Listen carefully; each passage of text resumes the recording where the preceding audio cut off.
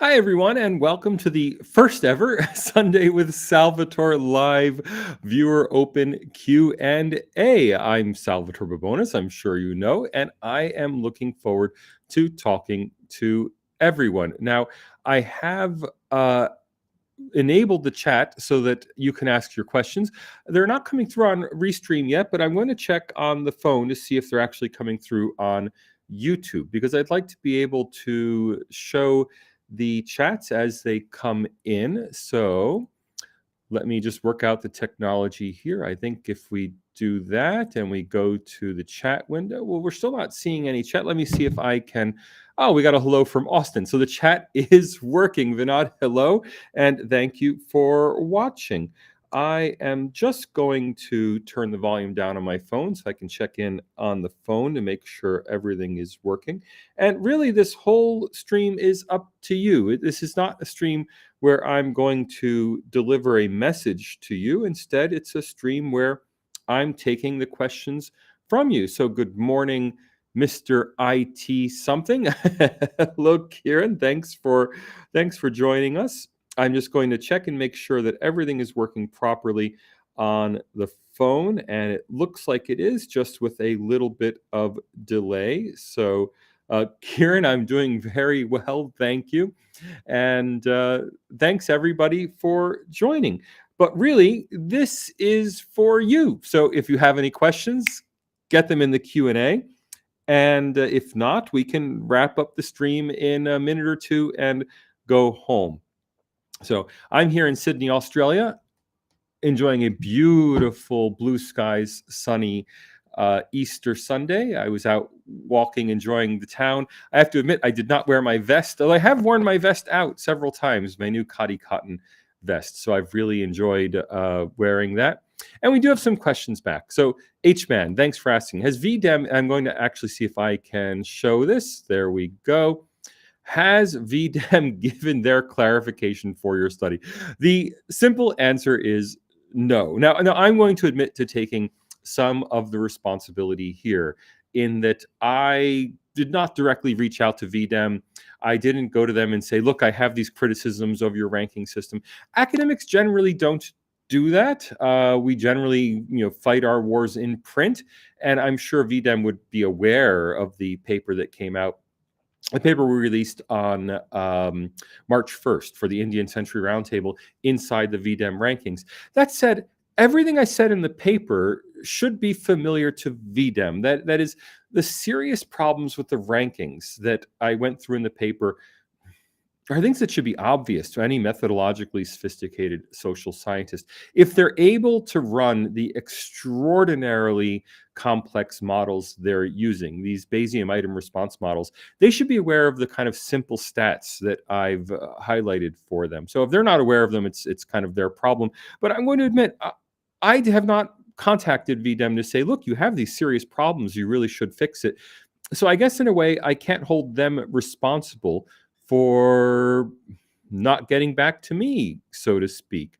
All right. Let's say, so first of all, I'll just say thank you. That's very sweet of you to say. I need my glasses quite to see this.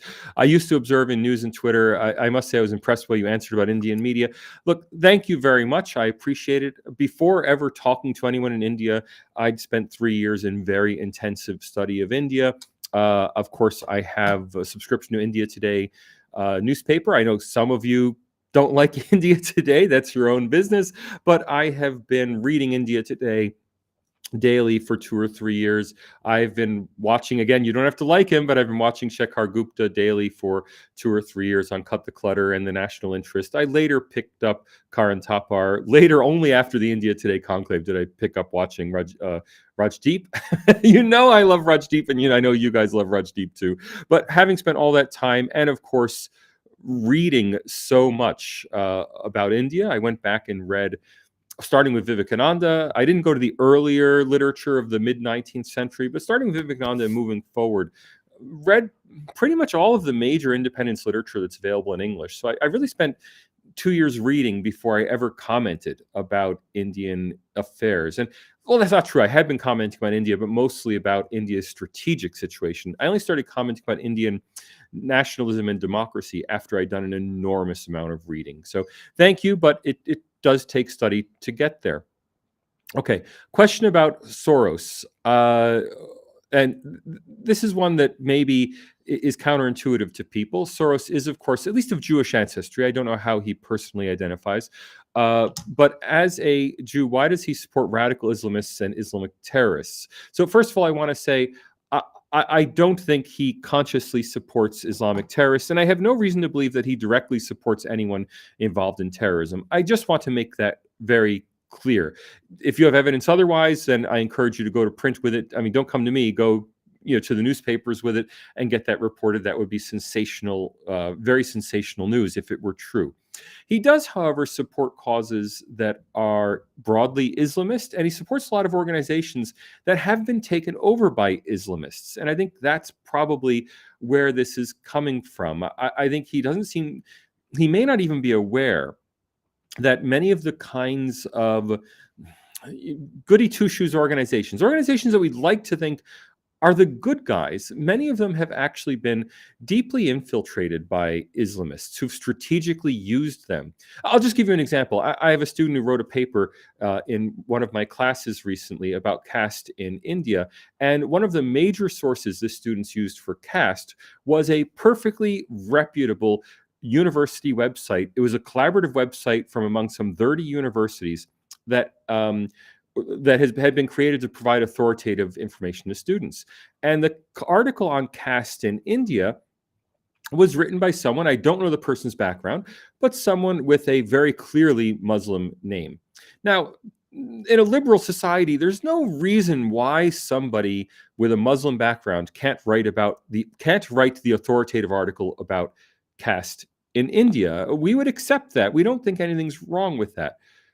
What strikes me, though, is that as I read so many of these authoritative sources, whether they're human rights NGOs, whether they are university websites, whether it's Wikipedia, they seem to have been consciously infiltrated. That is, whether or not this particular article on caste was written by somebody who is Muslim with the intention of saying negative things about Hindus in India, I can't say. Whether that particular article may have been completely objective, written by somebody who just happens to have a Muslim background, who's written about India. After all, my name is Salvatore, which literally means savior, as in Jesus Christ. Someone could accuse me of writing about India. Why is this person with a name like Savior? I mean, Salvatore is the Christian equivalent of being named Muhammad if you were Muslim. So why is someone with this background writing about India? So I don't want to. This particular author I won't mention, I won't, quote unquote, expose, because I have no reason to believe that this particular author is not a, real expert who is taking a dispassionate, authoritative approach. It's just that when I look at writing about India, I see author after author after author of negative accounts in authoritative sources who have Muslim names. And then I start to realize, this is a concerted effort. This is not just coincidence. This is people saying, I can leverage my access to these institutions to score political points. Now, Soros, I think, I don't want to call him a victim. He's a multi-billionaire, but I suspect he's a victim of this liberal open-mindedness or open-heartedness to say, well, it doesn't matter what your background is. I can't take that into consideration when I think about how fair you're going to be in treating a certain topic. And if anything, you might want to overcompensate. Now, I don't know about his position on Israel. I can't talk to Soros in Israel. Israel is very controversial among Jews, not just among non-Jews. So there's nothing particularly to read into that. But to read into his support for Islamist causes, I suspect he's supporting liberal causes, and that those liberal causes are being infiltrated by Islamists who are aware of the vulnerabilities of a liberal system, that no proper liberal can say, I won't have you write my article about caste because you're Muslim. No proper liberal would say that, including me. I would not stop a Muslim graduate student from researching caste in India because, of course, we take it as granted that everybody's an individual and shouldn't be prejudged based on their on their religious or ethnic background. But of course, that leaves this all open to abuse. Okay.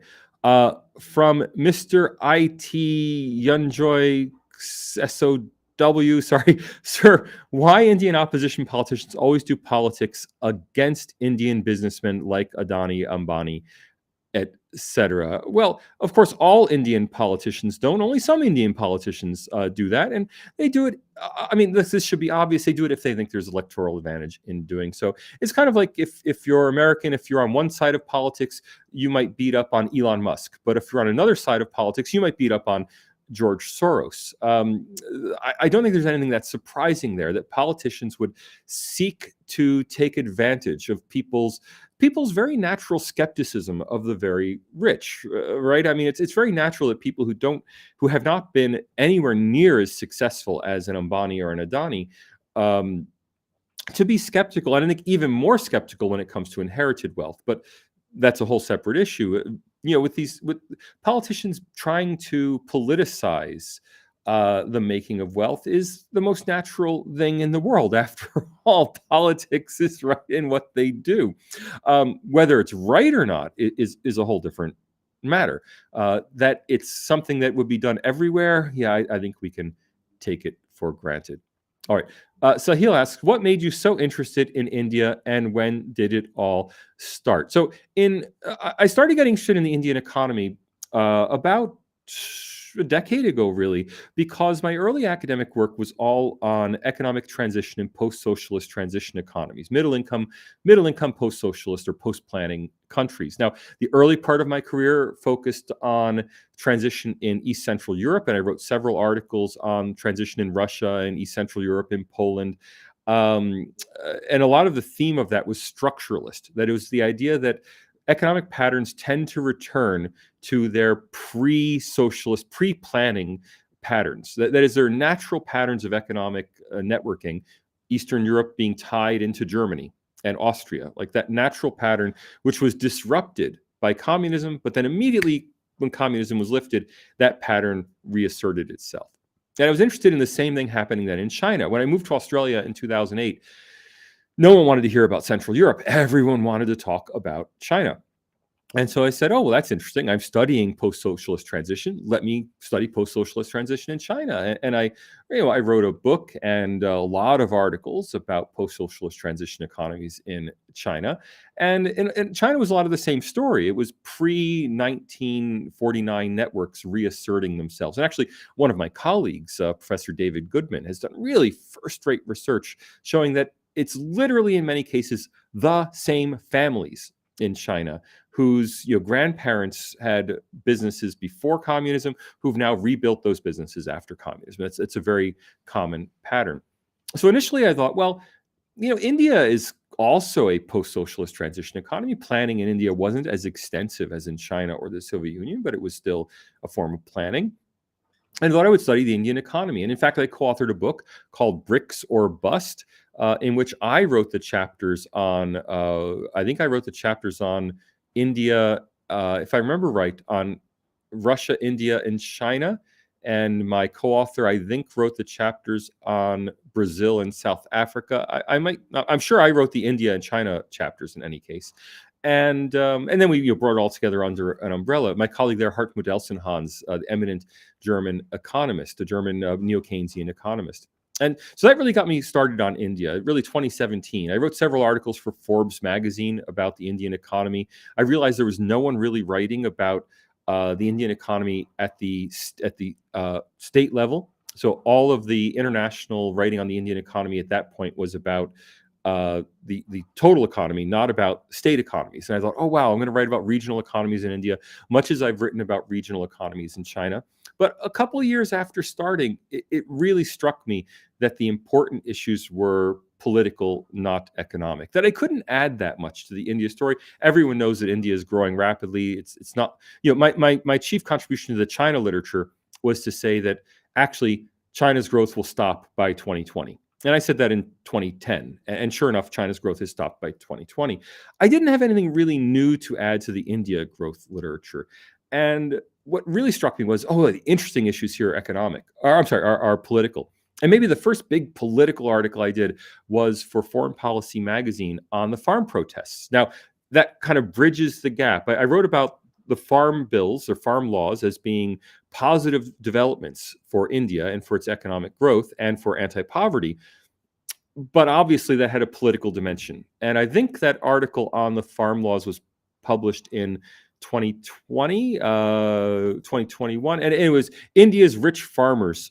Was the title. India's Rich Farmers Oppose Pro-Poor Reform. The title was something like that. And then I really got like heavy into into studying Indian democracy as opposed to India's economics. I just realized that the important issue here was, India as a democratic model, not so much India as an economic model. Okay, why do you, Mango Mitts, why do you reckon Indians, including me, are so obsessed with what the West thinks of us? What's your take on this?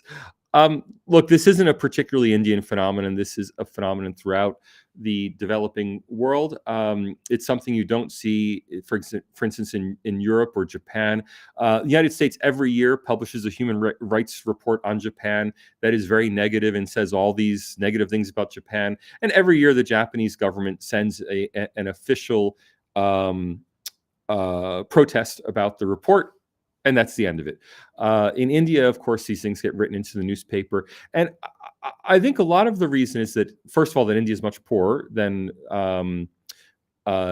these countries like Japan or Germany. So maybe there's less self-confidence. But I don't think that's the whole story. There's a very strong correlation between wealth and democracy. Poorer countries tend not to be democracies. Rich countries tend to be democracies. I've spoken about this many times.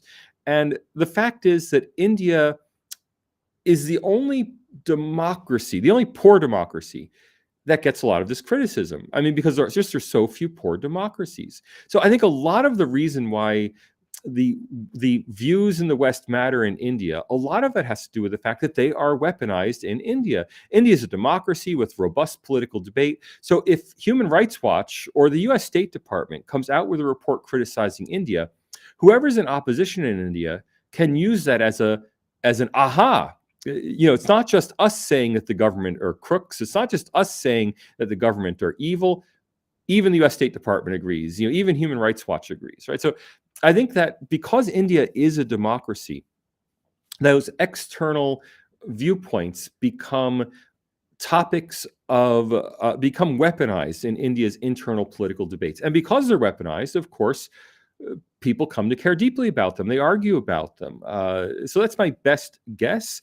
I don't believe really in culturalist explanations. I don't think there's anything particular about being Indian that makes people more sensitive than, say, being Bangladeshi or being Ugandan. I really don't see anything there. I think really it has much more to do with the fact that India is a very democratic country. I think it's very strong evidence of the robustness of India's democratic debates.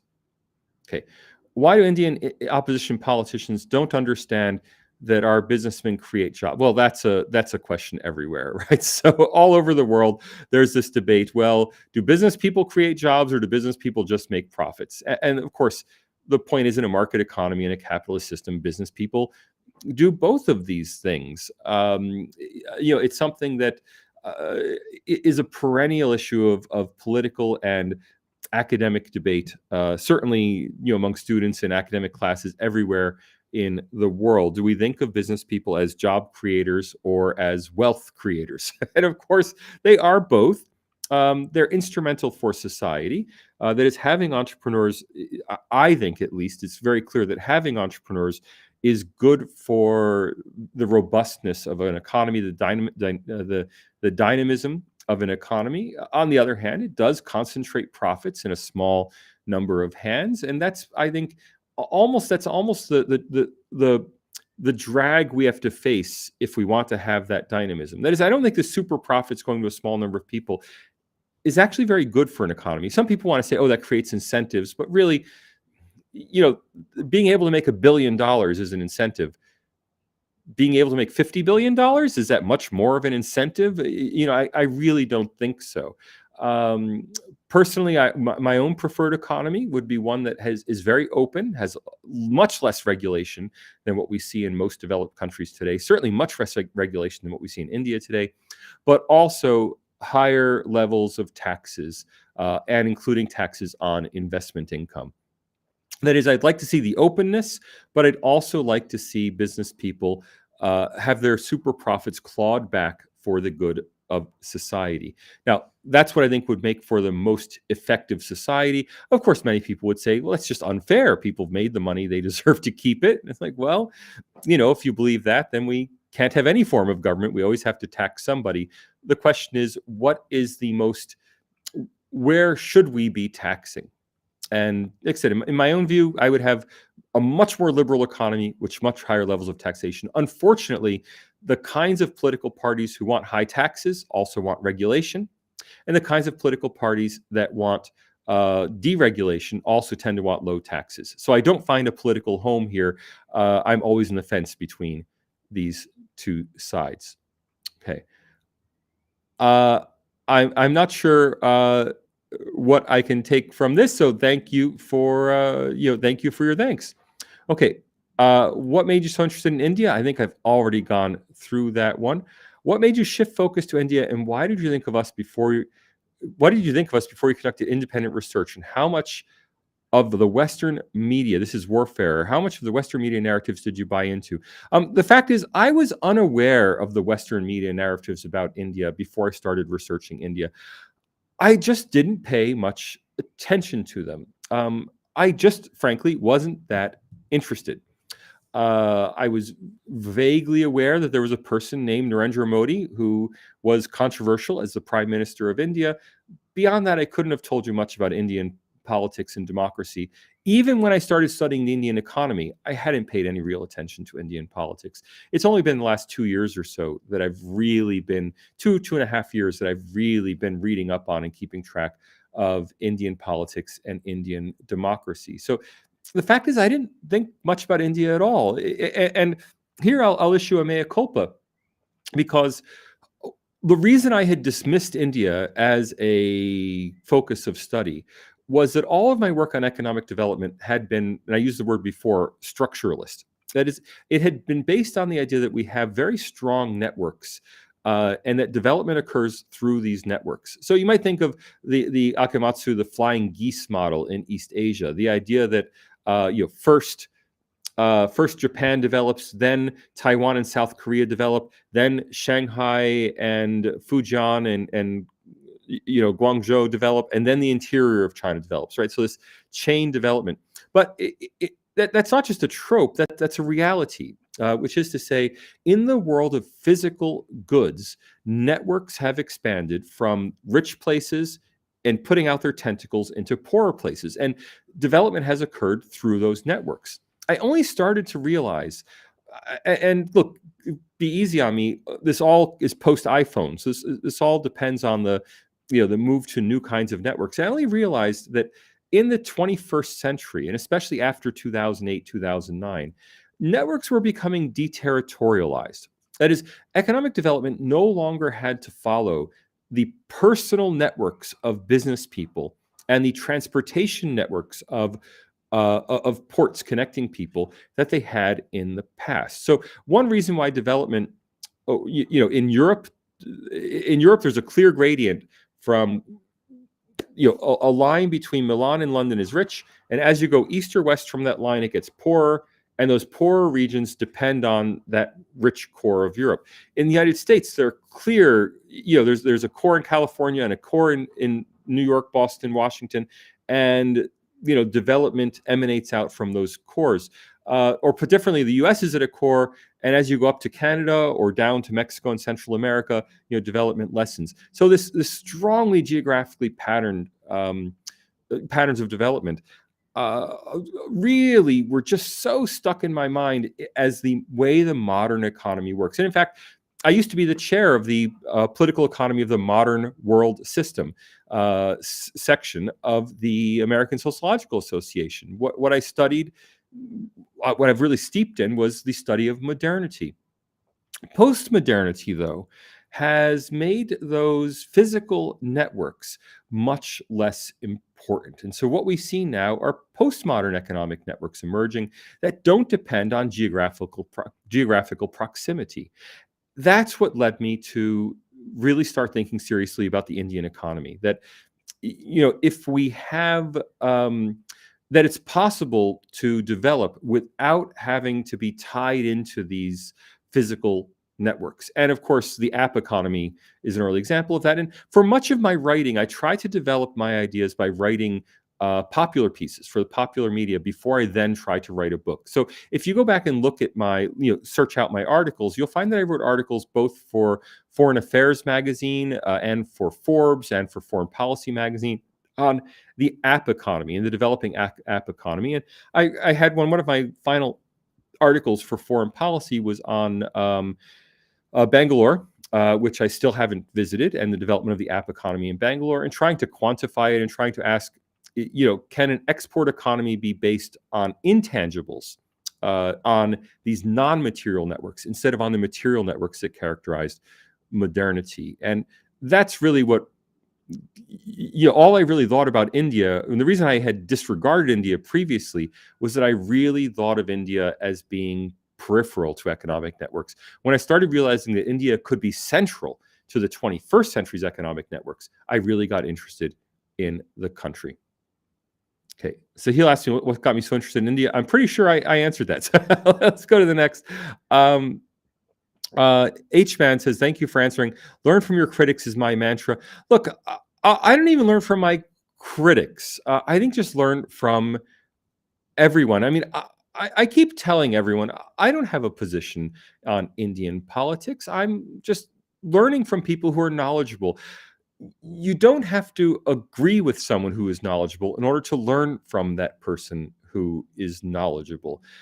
You can learn from knowledgeable people with whom you disagree. Now, the important thing is, are they actually spreading knowledge? So Shekhar Gupta is a perfect example. I mean, I've learned an enormous amount from Shekhar Gupta, just enormous.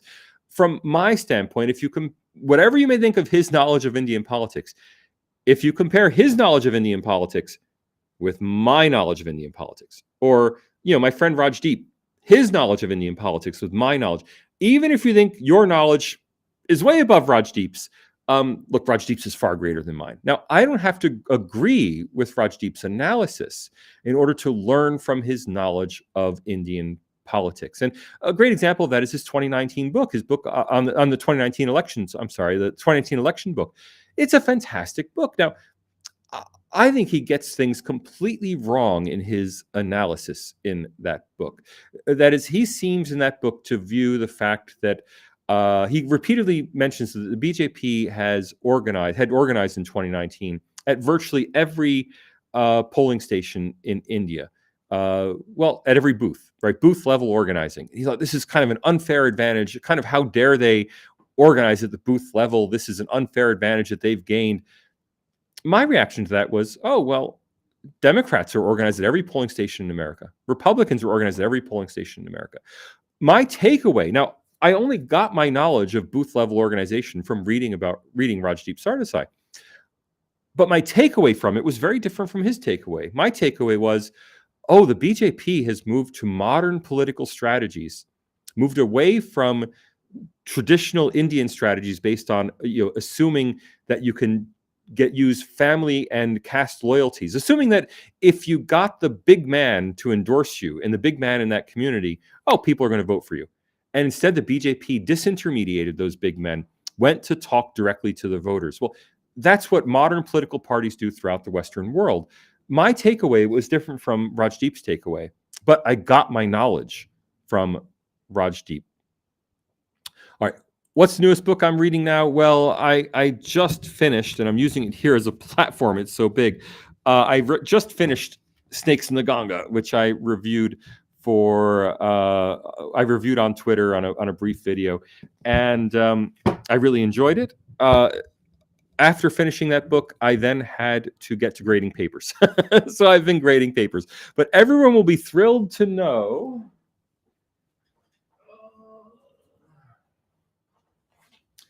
Everyone will be thrilled to know that top, and I mean top of my pile now, Yes, all right. It's India that is butt odds. I've actually read about 100 pages of it, so I'm into it already, and we'll see how it goes.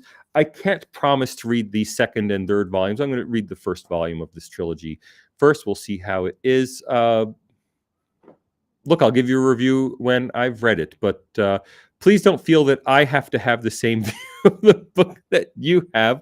I'm reserving judgment until I've read the whole book. Let me just say that right now.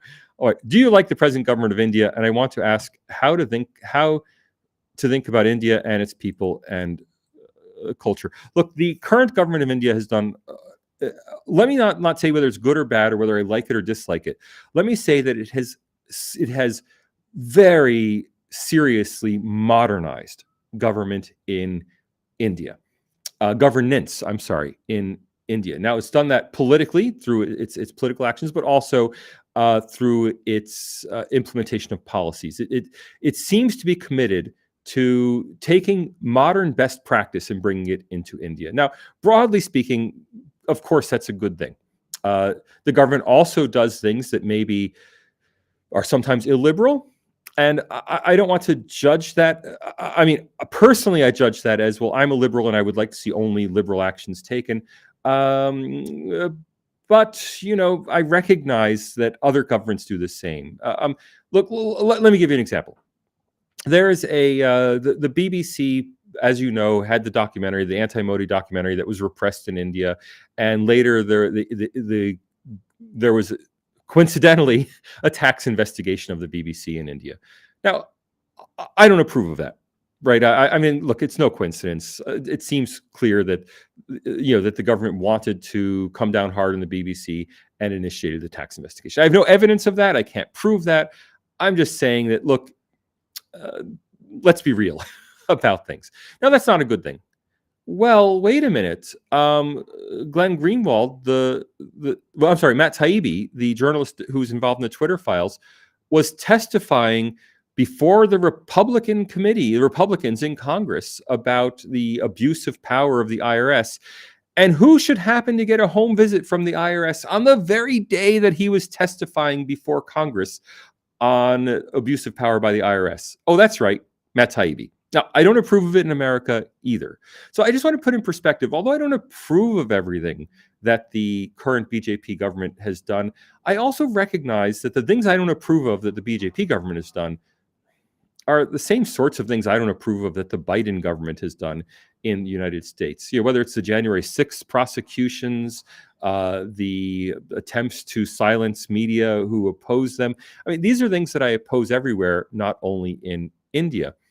Broadly speaking, though, in terms of its pro-poor policies, in terms of its governance record, it seems like the current government of India is doing very well. Now, that's not to say that the previous government of India wasn't also doing very well. I haven't gone back and really intensively studied the Manmohan Singh era.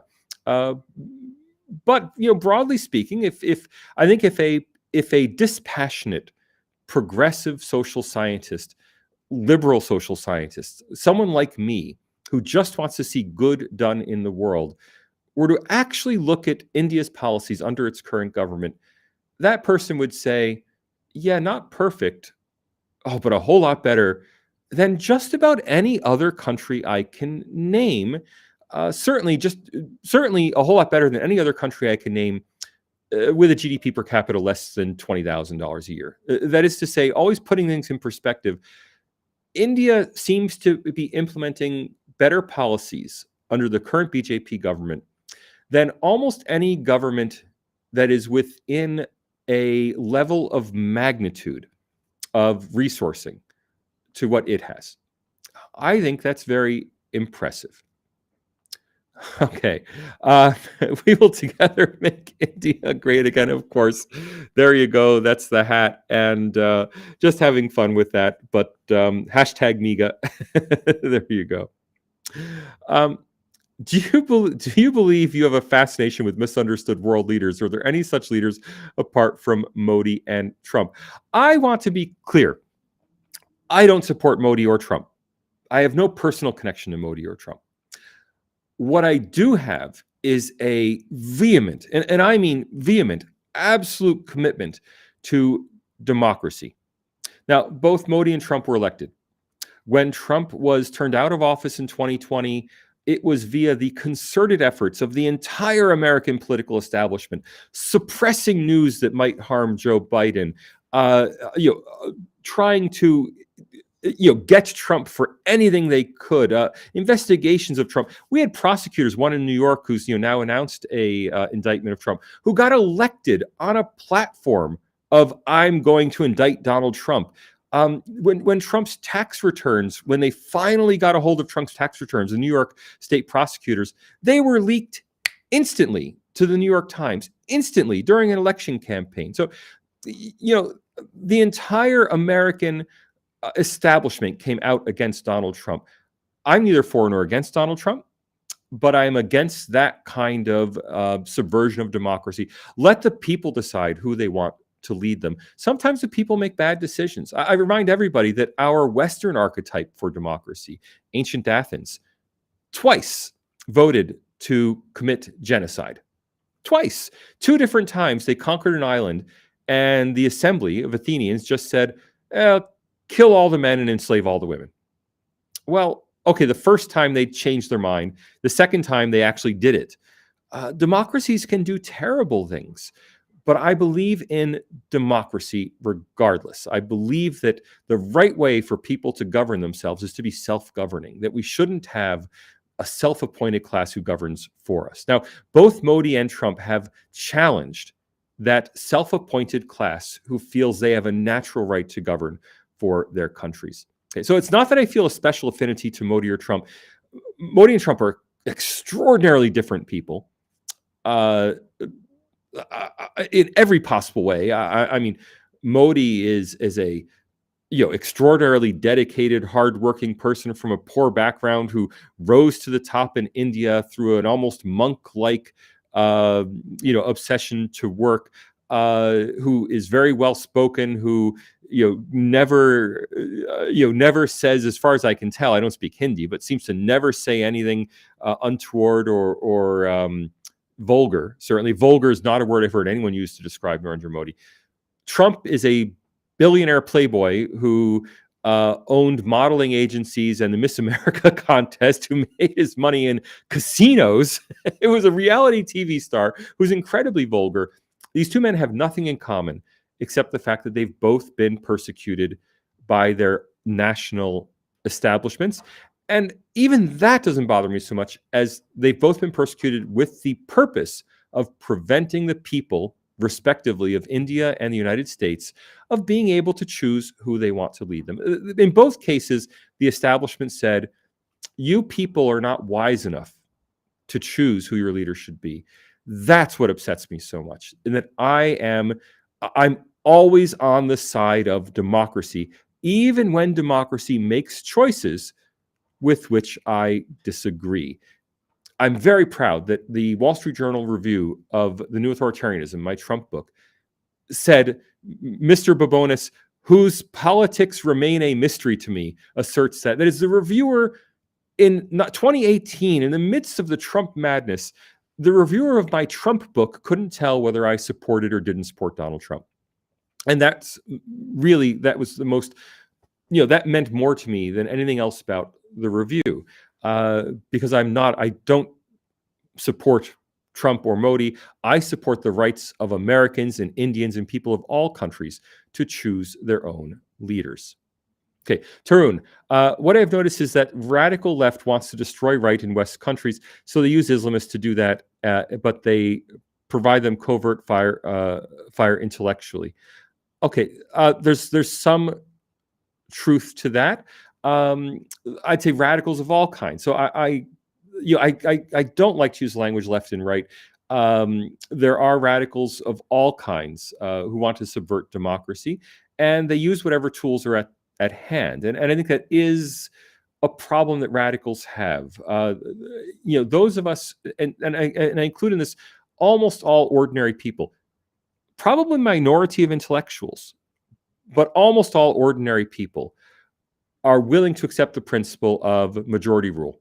We all go in, we all vote, and whatever everyone decides. We go to a restaurant, and half the people want to go to the pizza restaurant and half the people want to go to the dosa restaurant, and whoever votes more, even if it's 6-5 in favor of pizza, we all say, all right, we'll go for pizza. Or if it's 7-5 in favor of dosas, we'll all go to dosas. We all accept that, except highly ideologically committed intellectuals. Those are the radicals who seem to be willing to do anything in order to get their way over the majority will of the people. And those, I think, are the dangerous people from all sides. It's not a left or right thing to me. I wouldn't even call, I know in the Indian context, everyone calls the BJP a quote unquote right or right-wing party. A party that implements pro-poor policies, essentially take from the middle class and give to the poor, that build toilets all over the country. How is this a right-wing party in any sense that the Europeans in the 19th century meant left and right? I really just don't. What the BJP is a populist party. And populist parties are always very tied into democracy. That is, they're fighting for they're fighting for people's votes. It's elites and radicalized elites you have to worry about, who are willing to make whatever strange bedfellows compromises they have to in order to get their way, in order to subvert the will of the people. Okay. Sahil, does your message make India great again? Suggests that Modi is not good for India. No, my hat, make India great again, is just a great joke. Look, it's just forgive my sense of humor if you don't enjoy it. I'm sorry, but I just think it was such a funny opportunity, and I desperately wanted to get hats in saffron, but orange is the only color that hat makers sell, standard hats. So orange it is, but no, it's just a joke, and you can take it any way you want. Okay, Tarun's question continued. The Islamist population has increased, so now they have started. It hasn't increased very much. There's not really a serious demographic war between Muslims, and whether it's Muslims and Christians in Europe, or Muslims and the majority in the US or Australia, or even in India. The differences in birth rates are really very minor. It really has very little to do with, well, it has very little to do with the massive Muslims. So something I'll just put that comment up. Look, it's something that everyone seems to misunderstand in India. There are many Islamist leaders, many Muslim leaders in India who want to speak for Muslims. They can say, there are 200 million of us that I speak for, and they feel that gives them authority and power. But we have survey research on this. When you ask actual Muslims in India, are you proud to be, simple question, are you proud to be Indian? 99% of India's Muslims say they're proud to be Indian. Nearly 20% of India's Muslims vote BJP. So I think we have to realize that this kind of dangerous radical approach of Muslims being antisocial is almost entirely an elite level phenomenon. It's not something that permeates deeply into the Muslim population, whether in India or the United States. I can't speak for Europe. I haven't read survey data on Europe, but broadly around the world, in countries that have received large Muslim migrations, high levels of Muslim immigration, this is not a broad-based phenomenon of Islamist Islamist political efforts to undermine democracy or to radicalize their politics. It is very much an elite phenomenon. Okay, Amina Abdullah, completely agree with your response. Very well, observer. All charity and journalist organizations and liberal media organizations hijacked by Muslims who are 100% Muslim. My other question is, I think she ran it. There we go. My other question is, when do Western worlds realize this is a problem, even after so many incidents after soccer match last Christmas where Muslim areas were created riots and increased grooming gangs and rapes? Okay, there are problems. that have to do much more with a clash of cultures and income levels than they have to do with religion. Okay, so take the British grooming gangs. Now, in the United Kingdom, um, Hindus are a highly successful minority in the United Kingdom, actually more successful than native British people. They're an elite in the United Kingdom. Not a super elite, but they're an elite. Look, Rishi Sunak is prime minister. Muslims in England are not. All right, so Muslim immigration to England has not been an immigration. I mean, there have been some professionals, but it's not been primarily an immigration of high-income professionals or high education. A lot of the Indians who went there were very poor when they arrived, but they came from families who had high levels of education, who valued education, who were, who were bound to have children who became professionals. Muslims in the United Kingdom are integrating as an underclass in the United Kingdom. Not all Muslims, of course, there are many Muslim professionals in the United Kingdom, but these grooming gang phenomena is not a phenomena of upper middle class Muslim professionals in the United Kingdom. It's a phenomenon of poor working class Muslims in the United Kingdom, and a lot of that has to do with family chain migration from Pakistan. A lot of it is related to cousin marriage. So the continuing immigration from Pakistan to the United Kingdom, not the original generation of mostly very highly educated Muslims who lived in the United Kingdom, say 50 or 70 years ago, but the continuing immigration from Pakistan to the United Kingdom is dominated by people who come from relatively less educated, relatively more violent, relatively lower income parts of Pakistani society. And the result is what you would expect. Now, I don't think the gangs as such have anything to do with Muslimness. However, the reluctance to prosecute the gangs has everything to do with Muslimness. That is, British authorities not wanting to be seen, not wanting to be accused of Islamophobia, have historically for 20 years simply not prosecuted crimes. And we're seeing that happen in the United States now, where it's mainly African Americans who are suffering from the fact that there's now, ever since the George Floyd murder in 2020, there's this incredible reluctance to prosecute African American criminals, with the result that criminality is exploding in African American communities, mainly affecting peaceful African Americans, with spillover effects to the rest of the community.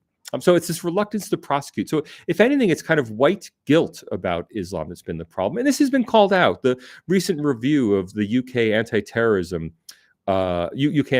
policies, which had focused on focusing on right-wing extremism when there's essentially no right-wing extremist terrorism in the UK, and second, with Muslims with Islamist extremism focusing on re-education. And the review found that education programs essentially had no effect in reducing violence and terrorism.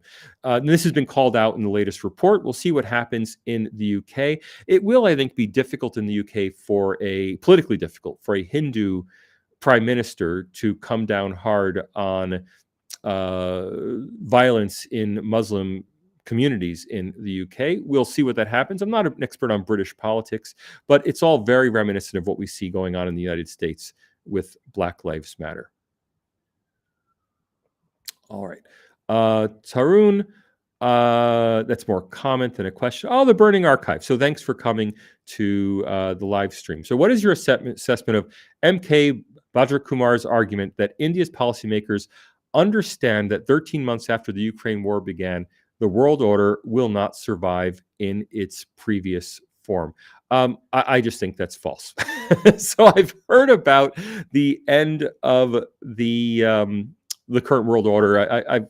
I've been hearing about this my whole life, my whole academic life. I'm just old enough to remember the 1979 Iran hostage crisis in the United States, where 100-something Americans were kept captive in the U.S. Embassy in Tehran. Jimmy Carter sent a rescue mission that crashed in the desert. There was the oil crisis going on, lines at gas stations, and everyone in 1979 was talking about the end of America. America can't do anything in the world anymore. Post-Vietnam War malaise, the Soviet Union's expanding everywhere. the American century is over. Right? All that narrative was in the air all throughout my childhood in the 1970s. And 10 years later, the Soviet Union collapses. Okay, and we have the unipolar moment. So, let's not make too much of the Ukraine war. Is a terrible tragedy for Ukrainians. It is a serious inconvenience for ordinary Russians who may not have wanted the war and may not support it. Uh, it has very little to do with the structure of the global economy or global power. Russia becoming closer to China has very little effect on broader global power structures. Russia is a middle-income country of 200 million people. It's Russia's economy is about, I think it's currently about 3 times the size of the Polish economy. Would gaining 3 Polands really change the balance of power between the U.S. and China? I mean, the structure of the global balance of power entirely depends on economic growth in China. The lack of economic growth in China for the last 5 years, and personally, I don't think the Chinese economy has really grown in 5 years. I mean, it's been relatively stagnant, I think, for 5 years. The lack of growth in the Chinese economy the last 5 years is, I'm not. Oh, Abinanon, from News Laundry, if you're watching, I've not done the calculation right here, but roughly speaking, 10 times the size of Russia's economy of lost growth in China for the last 5 years. If China were to return to 7% growth, forget about Russia; it's irrelevant. If China stays at 2% growth, forget about Russia; it's irrelevant. Russia fits into. I mean, if you think of it this way. What if China gained or lost one province? Would that change the global balance of power? Probably not. And really, Russia economically and demographically, is a largish province of China. It's a Guangdong here or there, right? Russia is probably roughly similar in scale to Guangdong. It just doesn't matter that much. Now, I know everyone makes a big deal of it. Saudi Arabia and Iran are going to switch from the dollar to the yuan. Russia will aid China in developing jet engines. All of this stuff. It's small potatoes in the global, in the global historical trajectory. It's just small potatoes. It's a blip that we won't be talking about in 10 years. In 10 years, it'll be something else. And if I went back 10 years, global financial crisis was the end of the current world order. And if I go 10 years before that, 9/11 was the end of the current global order. And if I go back before that, the breakup of Yugoslavia and the inability of Western countries to prevent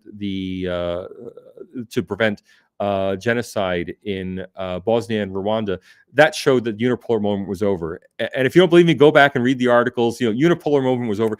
Even go back to 1947, when I think it was 49. I'm sorry, when the Soviet Union exploded its first atomic bomb, and people were saying that's the end of American dominance. In fact, in 1945, when American troops started withdrawing from Europe and the Soviet Union kept its troops in Europe, people were already talking about the end of American dominance. So, grain of salt. Sorry to dismiss it, but I've heard this story before, and Russia just isn't important enough to make this matter.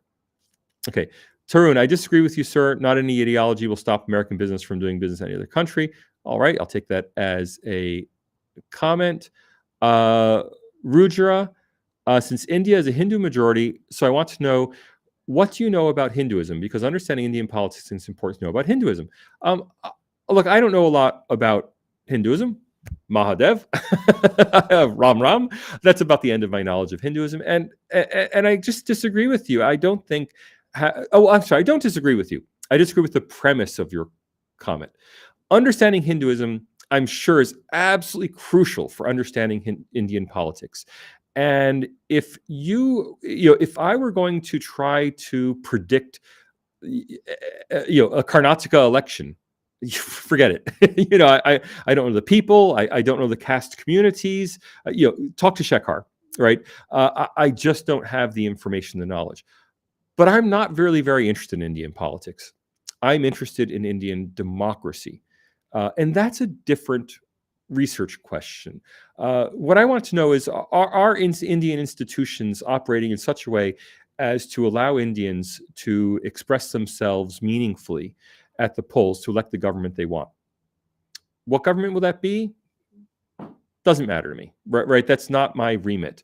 While I don't disagree with literally what you're saying, um, in the broader scheme, it's just not that important to me. I'm not interested in Indian politics. I wouldn't ever try to predict any particular election in India. I'm interested in the institutions. And to understand those broader institutions, I don't think a deep knowledge of Hinduism is important. Yeah, broad knowledge to know. I mean, look, I could tell you the difference between Varna and Jati, right? I have that level of knowledge. I can, I can tell you that, that in Iyer is a Brahmin. Okay, I have some very broad, basic knowledge. I know that there's, I know about the basics of the Ramayana and the Mahabharata, and but I don't have any real knowledge of Hinduism.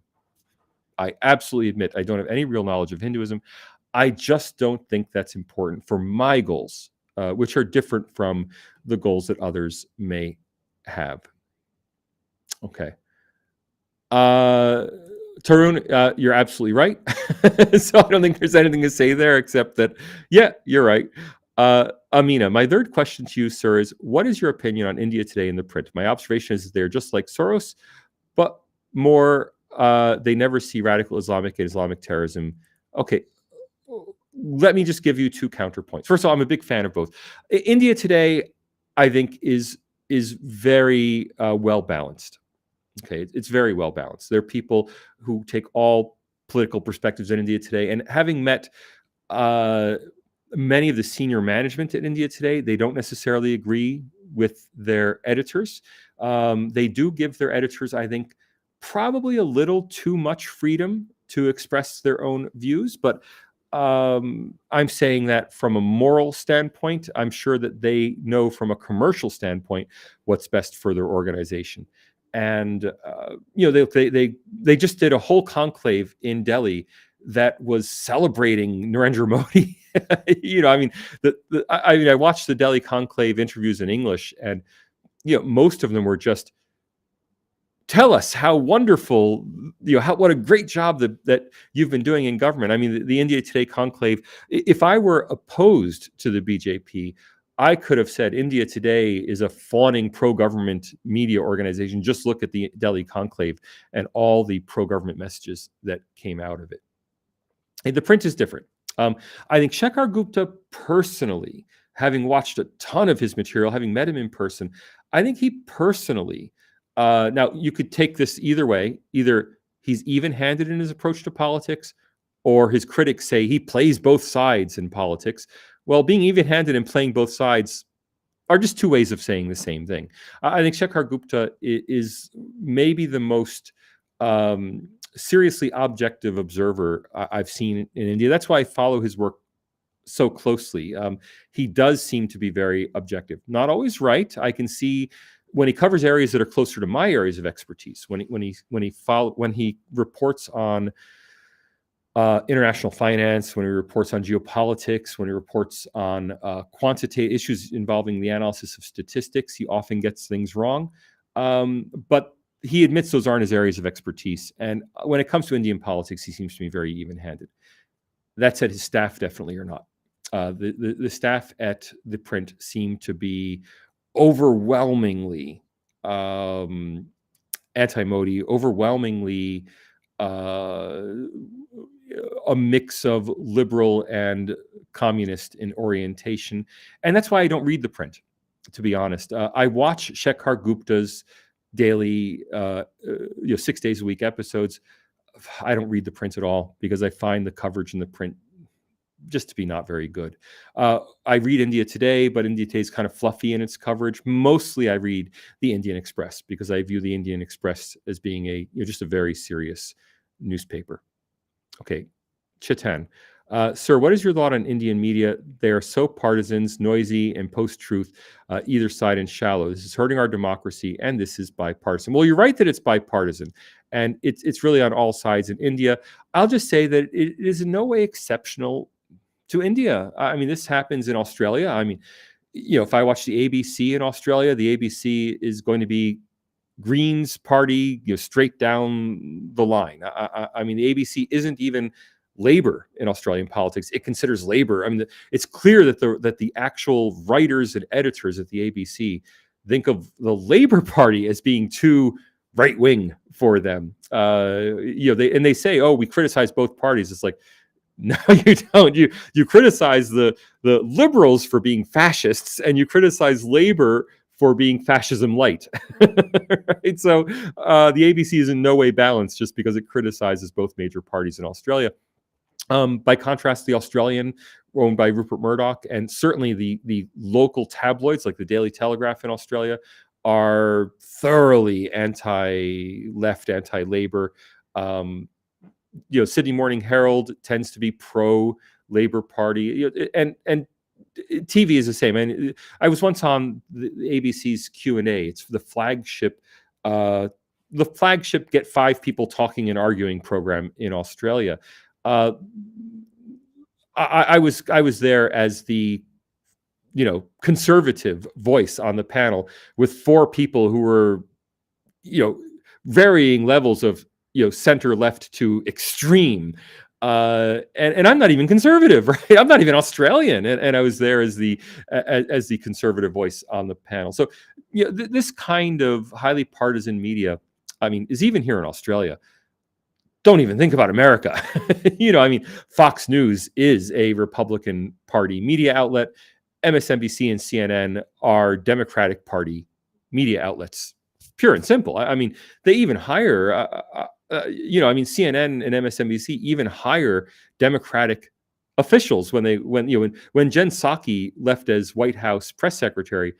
You knew she wasn't going to Fox News, right? She's going to one of the Democratic Party media outlets. So, although I don't endorse this, I merely remind Indians that this kind of loud, obnoxious, take no prisoners media coverage, this is par for the course in all of the world's, in the world's most robust democracies.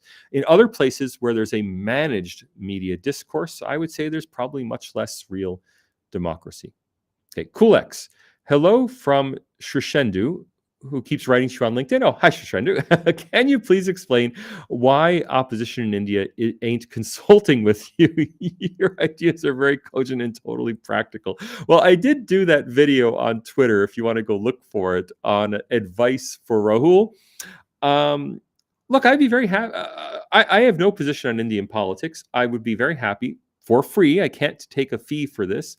I'd be very happy to talk to anyone who wants general advice because I believe in democracy. I won't give them advice about winning. I'll give them advice about how to do democratic politics. What India's opposition seems not to realize is that, for good or for bad, look, I don't know Mr. Modi's heart. I don't even speak Hindi. Right. So I don't know whether he's truly good, bad, or indifferent in his heart. What I do know is he's wildly popular in India. Okay. If he's wildly popular in India, you're not going to win an election by saying, we oppose Narendra Modi. We're united in our effort to take Narendra Modi down. It's like, well, if you're united in your effort to take Narendra Modi down, you're going to win 30% of the vote against his 70. I mean, that's just not a winning proposition. And I don't understand why they don't get the simple quantitative fact that that's not a winning proposition. Sorry, the sun's going down and it's creating interesting lines here. India's opposition, whether it's the OP or the Congress or any of the regional parties, they have to stand for something of their own. And I think, I don't follow Bengali politics that closely, but it seems Banerjee in Bengal understands that, and she stands for herself. She doesn't stand for being anti-Modi. She stands for her own, kind of Bengali nationalism. Shiv Sena, I think, long understood that in Maharashtra, although now I know there's the whole issue of the old and the new Shiv Sena. but the main opposition, the Congress, let's just say, as the main opposition, just doesn't want to enter the modern era. Look, it's still a family party. And in the modern world, there are no family parties. Yes, there are some family dynasties. I mean, there are the Kennedys in the Democrats in America, and there are the Clintons in the Democrats, and there are the Bushes in Republicans, but they don't control the parties.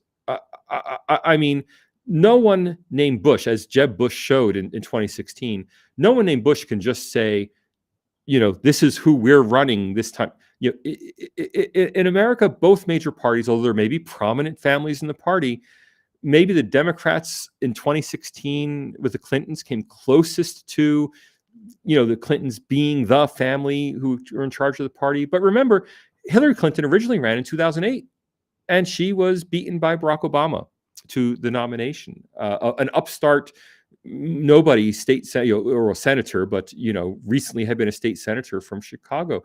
The Clintons absolutely do not control the Democratic Party in anything like the way that the Gandhi family controls the Congress. And if they really want to win, they just have to step back. I mean, the first thing they have to do is say, the party is more important than us. And that's very difficult in a party that literally is the party of Indira Gandhi. I mean, Indira Gandhi, remember, was expelled from the Congress Party, and she created the Congress Indira, and the people who expelled her then just kind of disintegrated, and she became the Congress. She took over the Congress branding. The Congress Party today is not the Congress of the independence movement. The Congress of today is Indira Gandhi's party. And that's just an old model. I mean, that model, the Bhutto model, like all of these family dynasty parties in developing countries, that era is over.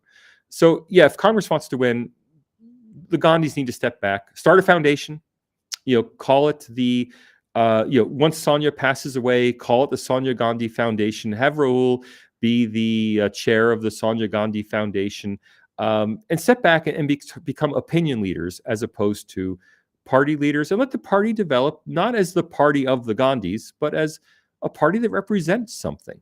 And if they did that, they would stand much more of a chance. But of course, if they did that, then the Gandhis would be out of a job.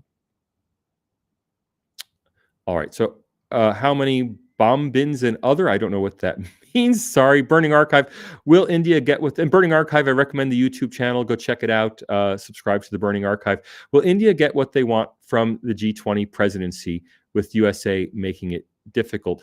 I think what India wants... Well, there's a difference between what India wants and what the Indian government wants. It's clear to me, having visited India recently, what the Indian government wants from the G20 is the legitimacy that comes from being president of the G20. Lots of events around the country, in cities all around the country, showing off to ordinary Indians, oh, India's got the presidency of the G20. And it's going to get that. I mean, it's already got that. What India as as a state wants from the G20, I don't think India as a state wants anything from the G20. I think the government has political goals for its G20 presidency, and the government is going to achieve those political goals. Will the U.S. gets what it wants? Well, maybe, maybe not. But the G20 just isn't that important to the United States. It's not a political issue. So the reason I say what the U.S. wants versus what Modi wants is that in the U.S., the G20 is not a political issue. No one in America even knows what the G20 is or that it's happening. It's not in the nightly news everywhere. Joe Biden is not like going everywhere and saying, Joe Biden speaks to G20. It's just G20 is just not that important in the United States. So the United States has interest for the G20. Pretty much it wants to get the G20 to kick out Russia. Right? That's simple. India doesn't want to do that. Fine. But the G20 is politically important for India. And I think the Modi government is going to get what it wants from the G20, regardless of whether there's any kind of agreed communique at the end. Okay, H-Man, would it not be stupid to get Trump arrested? Did he try to do this to himself? No, Trump didn't do this. Look, the Alan Bragg was elected as a prosecutor on a platform of indicting Trump. He had two of his senior lawyers resign because he wasn't doing enough to indict Trump. Indicting Trump is wildly popular in New York City. Allen Bragg will want to reach higher office at some point. He may want to run for mayor. He may want to run for state attorney general. He may want to run for governor. This is his ticket.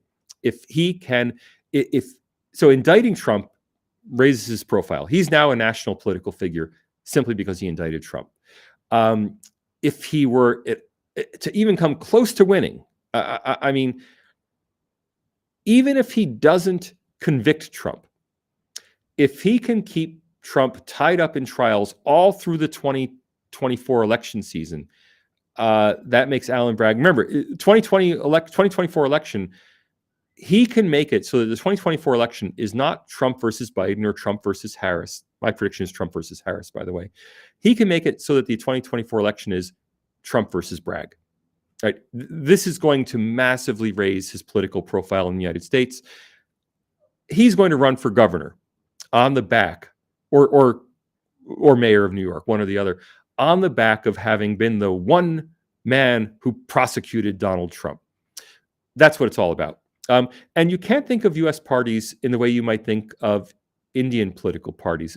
U.S. political parties are not unified organizations that take directions from the top. U.S. political parties are chock full of ambitious people who do whatever they want to push their own political careers. Now, was it stupid for the Democrats to get Trump arrested? Probably not. I know there's a lot of conventional wisdom both ways in this. I can't say for sure. I'm not an election handicapper. But the point of this is not whether or not Trump gets arrested, convicted, etc.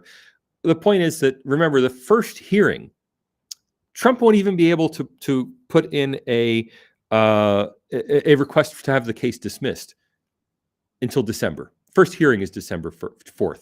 Now, assuming that the case is not dismissed on December 4th because the judge in the case is a major Democratic Party figure, assuming that he doesn't dismiss the case on December 4th, this is going to drag on throughout the entire primary season in 2024. So, is that good for the Democrats to have repeated news of, Trump has to go to New York to face yet another hearing in his criminal case? I suspect the Democrats feel that that's good for them. I can't say. Like I said, I can't really handicap elections. I don't know whether it will work for them or not. But I'm sure that the Democratic Party as a whole likes the idea that throughout the election season, Trump will repeatedly have to appear in court to defend himself on felony charges. Kieran, your thoughts on PM Modi? Look, I've been accused by some people, why do I make fun of Rahul Gandhi and I don't make fun of Narendra Modi? And the simple answer is that Narendra Modi is so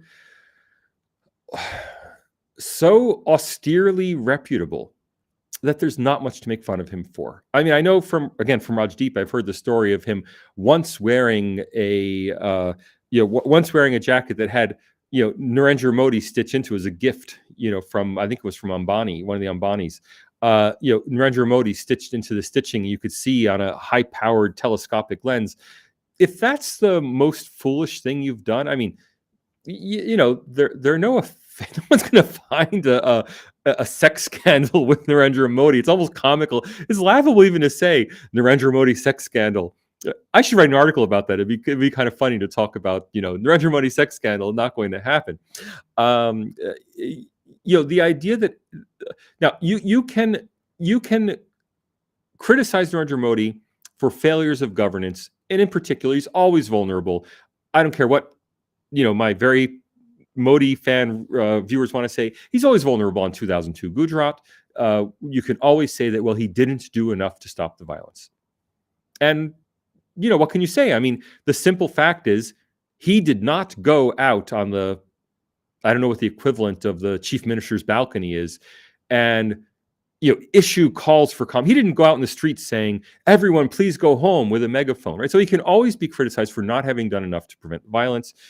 That's a very somber situation. More than 2,000 people died. He can be criticized for that. But that's not something you can make fun of. So my view of Narendra Modi is that he's a very serious person who needs to be taken very seriously. You can disagree with him on particular policies. Overall, I think that he's been very effective as prime minister. I think that he has pushed. I think he has sometimes not understood that he is in government now. I'm sorry, I'm going to take the hat off because we're the. I don't know if I can put it here. No, there's nowhere easy to put it. The light has gone down. It's just giving me a shadow. The the main the main shortcoming, as I see it, of the Modi administration is that he's not adjusted to the fact that he's no longer an outsider.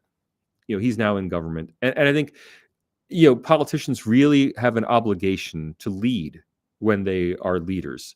You can't just criticize, you can't snipe, you can't you can't be anti-establishment when you are the establishment.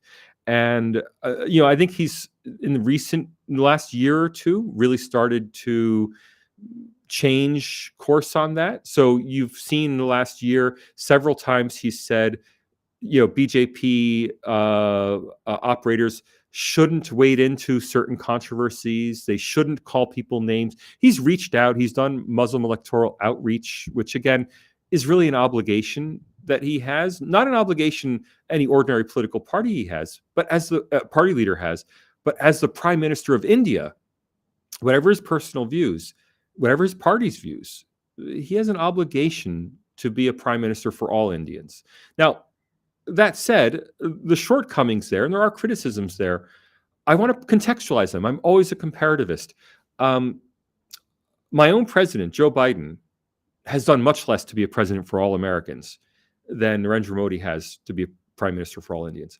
His predecessor, Donald Trump, did much less. Even Barack Obama did much less. So American presidents in general have done much less to be a president for all Americans than Narendra Modi has to be a prime minister for all Indians. So I want to put it in perspective. My criticisms of him are that he's not done everything I think a prime minister should do, but I acknowledge that he's done more of that than comparable leaders, at least in my own country, have done. I think Australian prime ministers maybe have a better record of wanting to be prime ministers for all Australians once they're in office. American presidents certainly don't, and that's really the chief criticism I would have of Narendra Modi. Broadly speaking, he seems to have been an effective prime minister who's done good things for India. Tarun, sir, don't you think America is interested in creating a conflict of India and China by world warrior diplomacy, by bringing a resolution about to recognize Arunachal as India, but they never did same for LOC Kashmir? Look, I haven't been following this. I was unaware that there was a U.S.-sponsored resolution on Arunachal Pradesh. I'll have to look into it. I'm sorry I haven't really followed it. I could quickly Google it. U.S. resolution Arunachal Pradesh. But look, the Kashmir issue has simply become frozen. All right, so bipartisan resolution introduced in U.S. Senate. Okay, so the U.S. has not taken a position on that. The U.S. Senate has introduced a resolution. That's pure China politics. But that's not that's senators in the U.S. right now. In the U.S., if you can say that something is anti-China, everyone's going to vote for it, and then it'll die because the president will never sign the bill. Sorry, I was unaware of it, but symbolic resolutions are passed by the Senate and the House all the time. They're really not very relevant.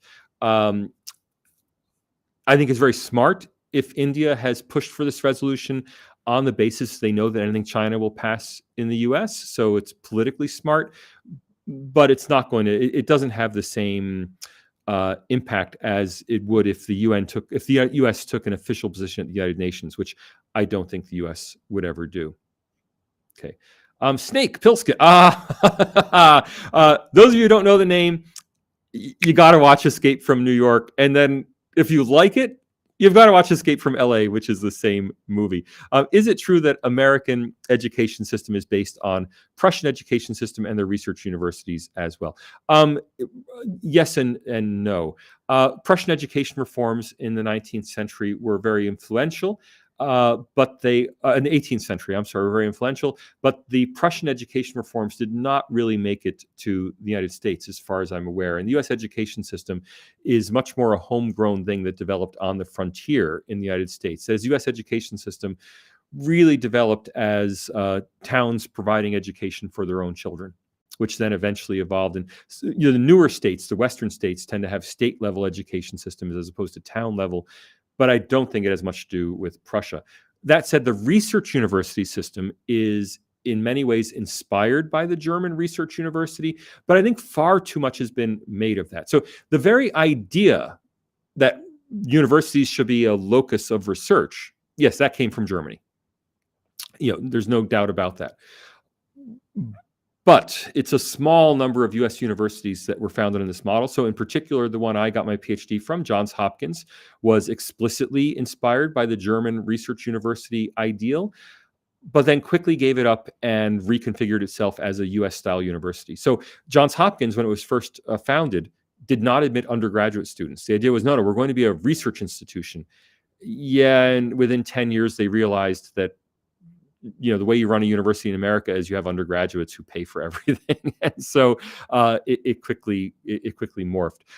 No, the emergence of research departments in the U.S. really comes down to changes that were made under what's his name, George Sumner. I'm forgetting Sumner's first name, who was president of Harvard University around 1900, who introduced a system of majors, and that's what differentiated the U.S. at the time from the British system, was introducing academic majors for undergraduates, which allowed academics then to specialize in particular disciplines. So the inspiration for doing research at universities came from Germany, but the institutional forms of American universities really, except for a few isolated cases like Johns Hopkins, did not actually come from Germany, and in fact are very much evolved in the US context indigenously. Okay, Osgang, a majority of Americans support a ban on assault weapons. If money from the gun lobby blocks legislation, why hasn't counter money poured in from politicians who will pass such legislation? And the short answer is, it has. There's plenty of money for the anti-assault weapon lobby.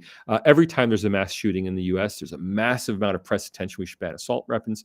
The counter argument is that the simple fact is that by far, like overwhelmingly, I don't know the numbers, but overwhelmingly, murders in America are committed with handguns.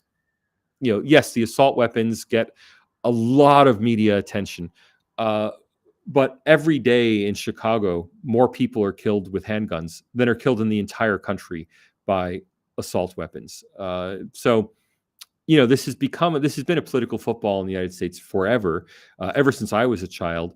Will assault weapons someday be banned in the U.S.? Well, things seem to be slowly moving in that direction, but once they are, it really won't make a difference. Instead of walking into a school with an automatic rifle, someone will walk into a school Snake Plissken style with two automatic pistols and just start shooting. I really don't think.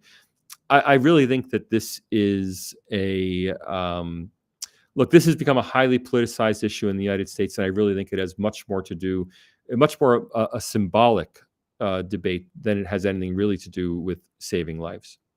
Okay.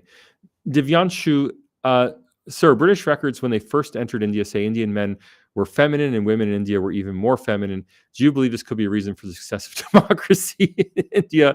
Because peaceful transfer of power and other liberal values come naturally to the people in India. Look, the people who...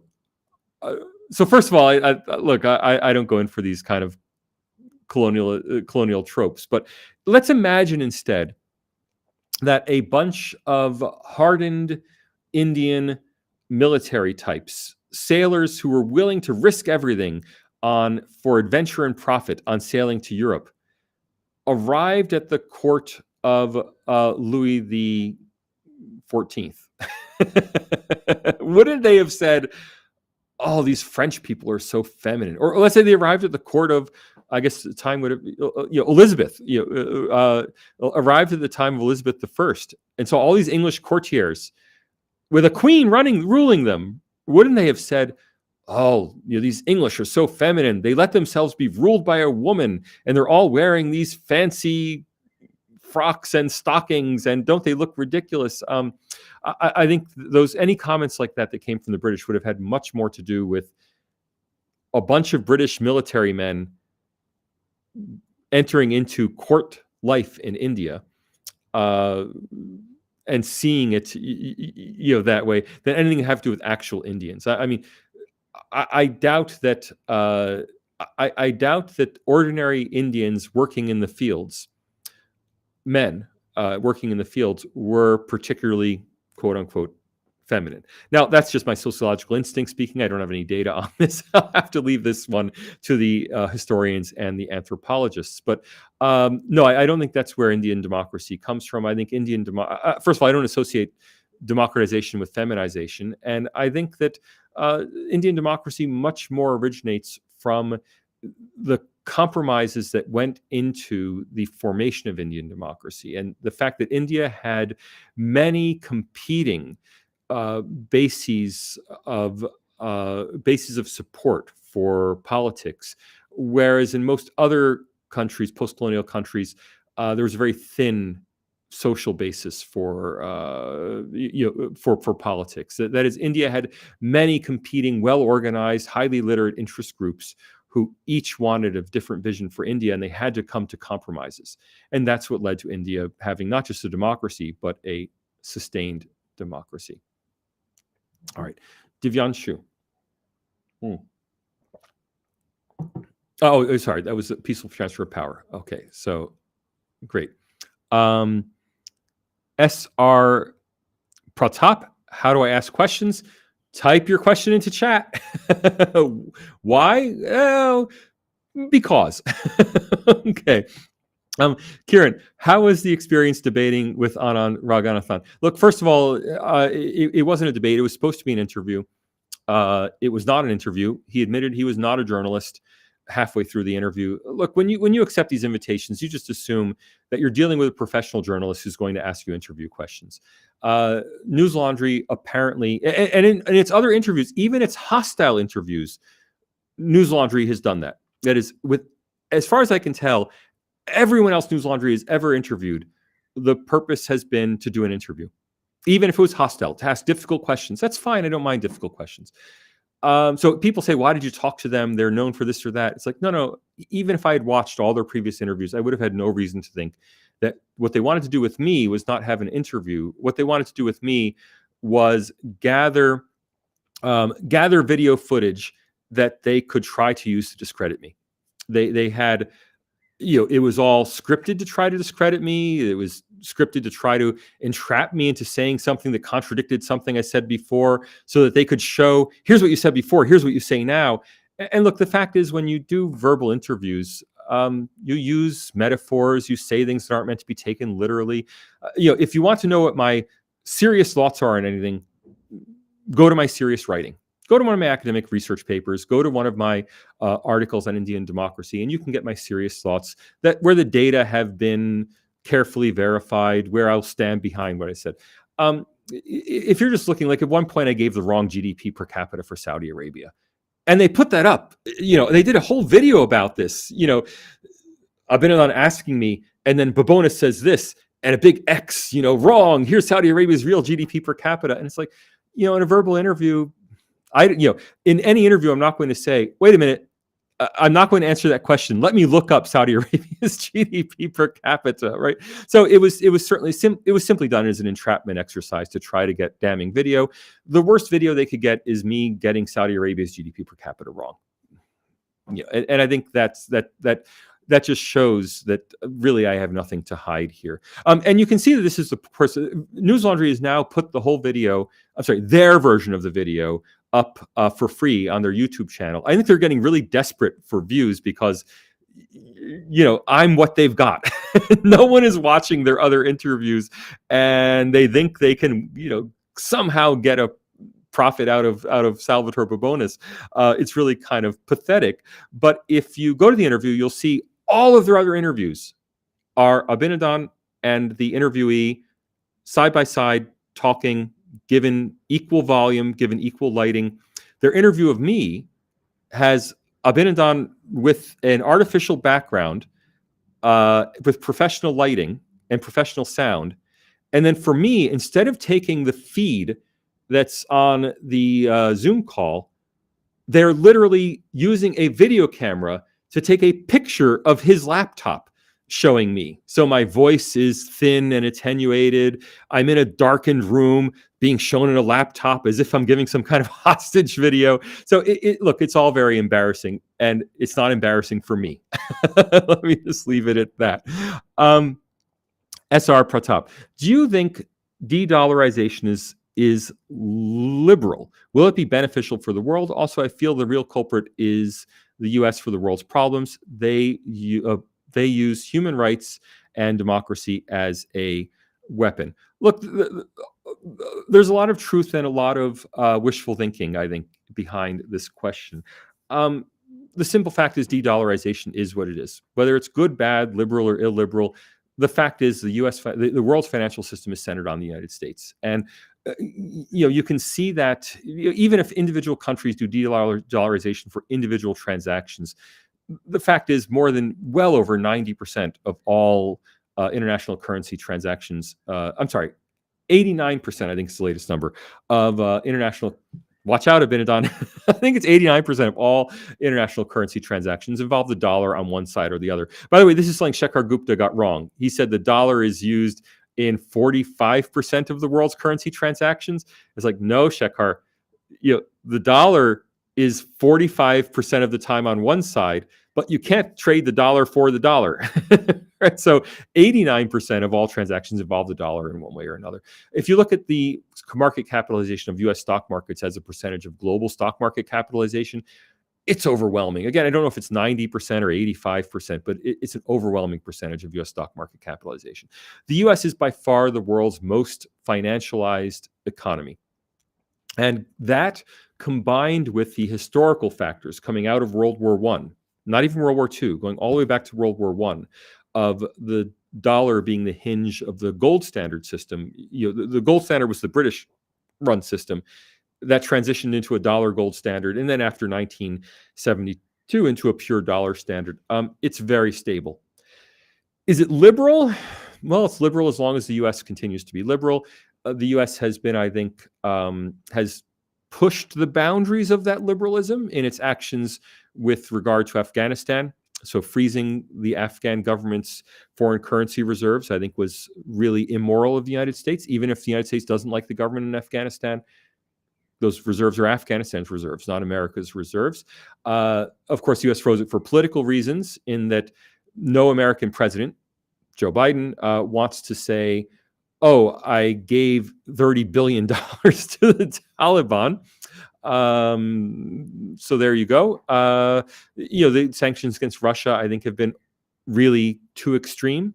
I do think that Russia should have faced penalties for invading Ukraine. I think the penalties it's faced have really gone too far, not so much gone too far morally, as gone too far in the sense of discouraging other countries from being involved in the dollar economy. I think that's a strategic mistake. Would it be better to have a non-dollar centered world? It's hard to see what that would look like. It might work, it might not work. Would it be more liberal? I'm not sure I can say. Less lopsided? Certainly it would be more open in a way if every currency were just as important. But, I was just watching a YouTuber go to Venezuela, one of the most anti-American countries in the world. He's literally looking at murals of Hugo Chavez stepping on the throat of Uncle Sam. This is Bald and Bankrupt. If anyone wants to watch it, it's his latest video in Venezuela. And how does he have to pay for everything? Everyone wants him to pay in dollars. Right? In Venezuela, the most anti-American country in the Western Hemisphere. Everyone wants them to pay in dollars. So from my standpoint, good or bad, right or wrong, almost doesn't enter into it. It's just a fact of life. It's better than having a yuan-centered economy, probably better than having a euro-centered economy. Do currencies have to have a single standard? Maybe not, but they've had a single standard for so long, whether it was gold, silver, and then gold, and then the dollar, that it'll probably stay that way. Um, the U.S. is a culprit for abusing human rights and democracy as weapons. Look, all of this has to do with U.S. domestic politics, and I really encourage foreigners being non-Americans, to see it that way. That the U.S. uses, I mean, the U.S. might use religious liberty as a cudgel to hit India with, but it's not the U.S. doing that. It's Christian missionary groups in the U.S. and Islamists in the U.S. using it as a cudgel to hit India with. They don't use that as a cudgel to hit Saudi Arabia with. Why? Because there's no interest group in the U.S. that's sufficiently anti-Saudi to want to hit Saudi with that cudgel. So there aren't missionaries in America who are trying to get into Saudi Arabia saying, "Oh, U.S., please, name Saudi Arabia as this bad thing." So it's not the U.S. The U.S. doesn't use democracy and human rights as cudgels. Individual interest groups in the U.S. do so. Now, with a large number of Indian Americans, I encourage Indian Americans to organize and start using U.S. state machinery as a cudgel themselves, right? I mean, if Indian Americans got together and financed political campaigns and really insisted what they wanted as their top priority was a resolution that Pakistan should withdraw from Kashmir, they would get their resolution. That's not good. That's just the way things are. But it doesn't really have to do with American pursuit of human rights and democracy. It has to do with individual interest groups in America weaponizing the machinery of American power. Okay. Mango Mitts again. From someone in Sydney, what are the top 3 things Indian government needs to do in order to build that solid partnership both have been talking about for a while? Also, what would Aussie bring to the table? Australia doesn't bring much to the table. Everyone in Australia is wild about India. Everyone's talking about India. The fact is the Australia-India relationship is very thin. It has very little basis. Australia exports coal to India, but that's primarily Adani exporting coal to itself. Australia gets lots of Indian students, which count as an Australian export to India. That is, Australia is exporting educational services to India. Australia buys virtually nothing from India. Lots of it's telling that in the ECTA agreement, India's top priority was getting access for young Indians to get working holiday visas and faster student visa approval times. Again, because India is a democracy, India has lots of people who want to get into Australia. Ironically, these are primarily people who want to leave India and migrate to Australia.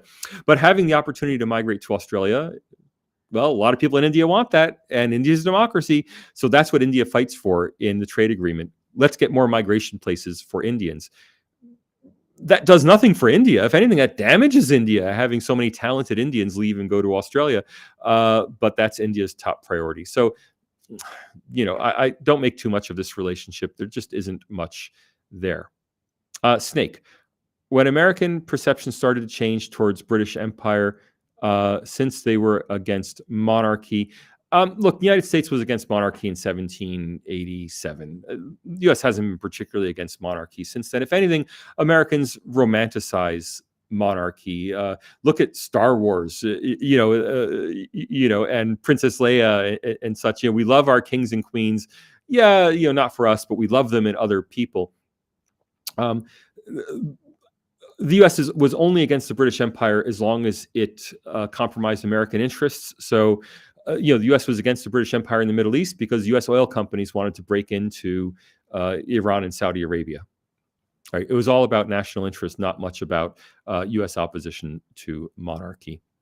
Okay, we're gonna have to start winding down. My voice is starting to give out, and I still have to grade papers tonight. So, but we'll go. Let's call limit at 2 hours. So, if you still have questions, we'll go until 6:30 my time, which would be, I guess, 2 p.m. your time.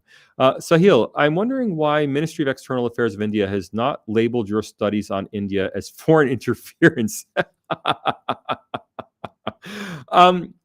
Because it's not foreign interference. So, foreign interference has a very narrow definition. If I were supporting an Indian organization, so if if an Indian think tank were using my work in some way, and if I were giving money to an Indian think tank to promote my work, that would be foreign interference. Simply having an opinion on India, well, look, the Ministry of Foreign Affairs, to my knowledge, has not mentioned my work. I mean, I'd love it if they did. I would welcome it if they did. But I've actually been pretty critical of the Indian Ministry of Foreign Affairs. The Indian Ministry of Foreign Affairs, I think, has really done a very poor job of criticizing the international rankings. They have been much more interested to gain political points from them. I almost think that that the current government in India is happy to get all of this international vilification because it gets votes in India, right? You can get Indians angry that the international people are saying such mean things. So an international person saying nice things, I don't think that the Indian Ministry of Foreign Affairs particularly wants that. I don't know. I've never met Mr. Jaishankar, or Dr. Jaishankar, I should say, but it's not at all clear. Okay. Vicky, hello, Mr. Salvatore. I'm considering a career in econometrics. Any advice or suggestion? Yeah, you'll make a fortune. So go study econometrics. Don't study sociology. Look, it's just being a top-level econometrician would be a very good career move.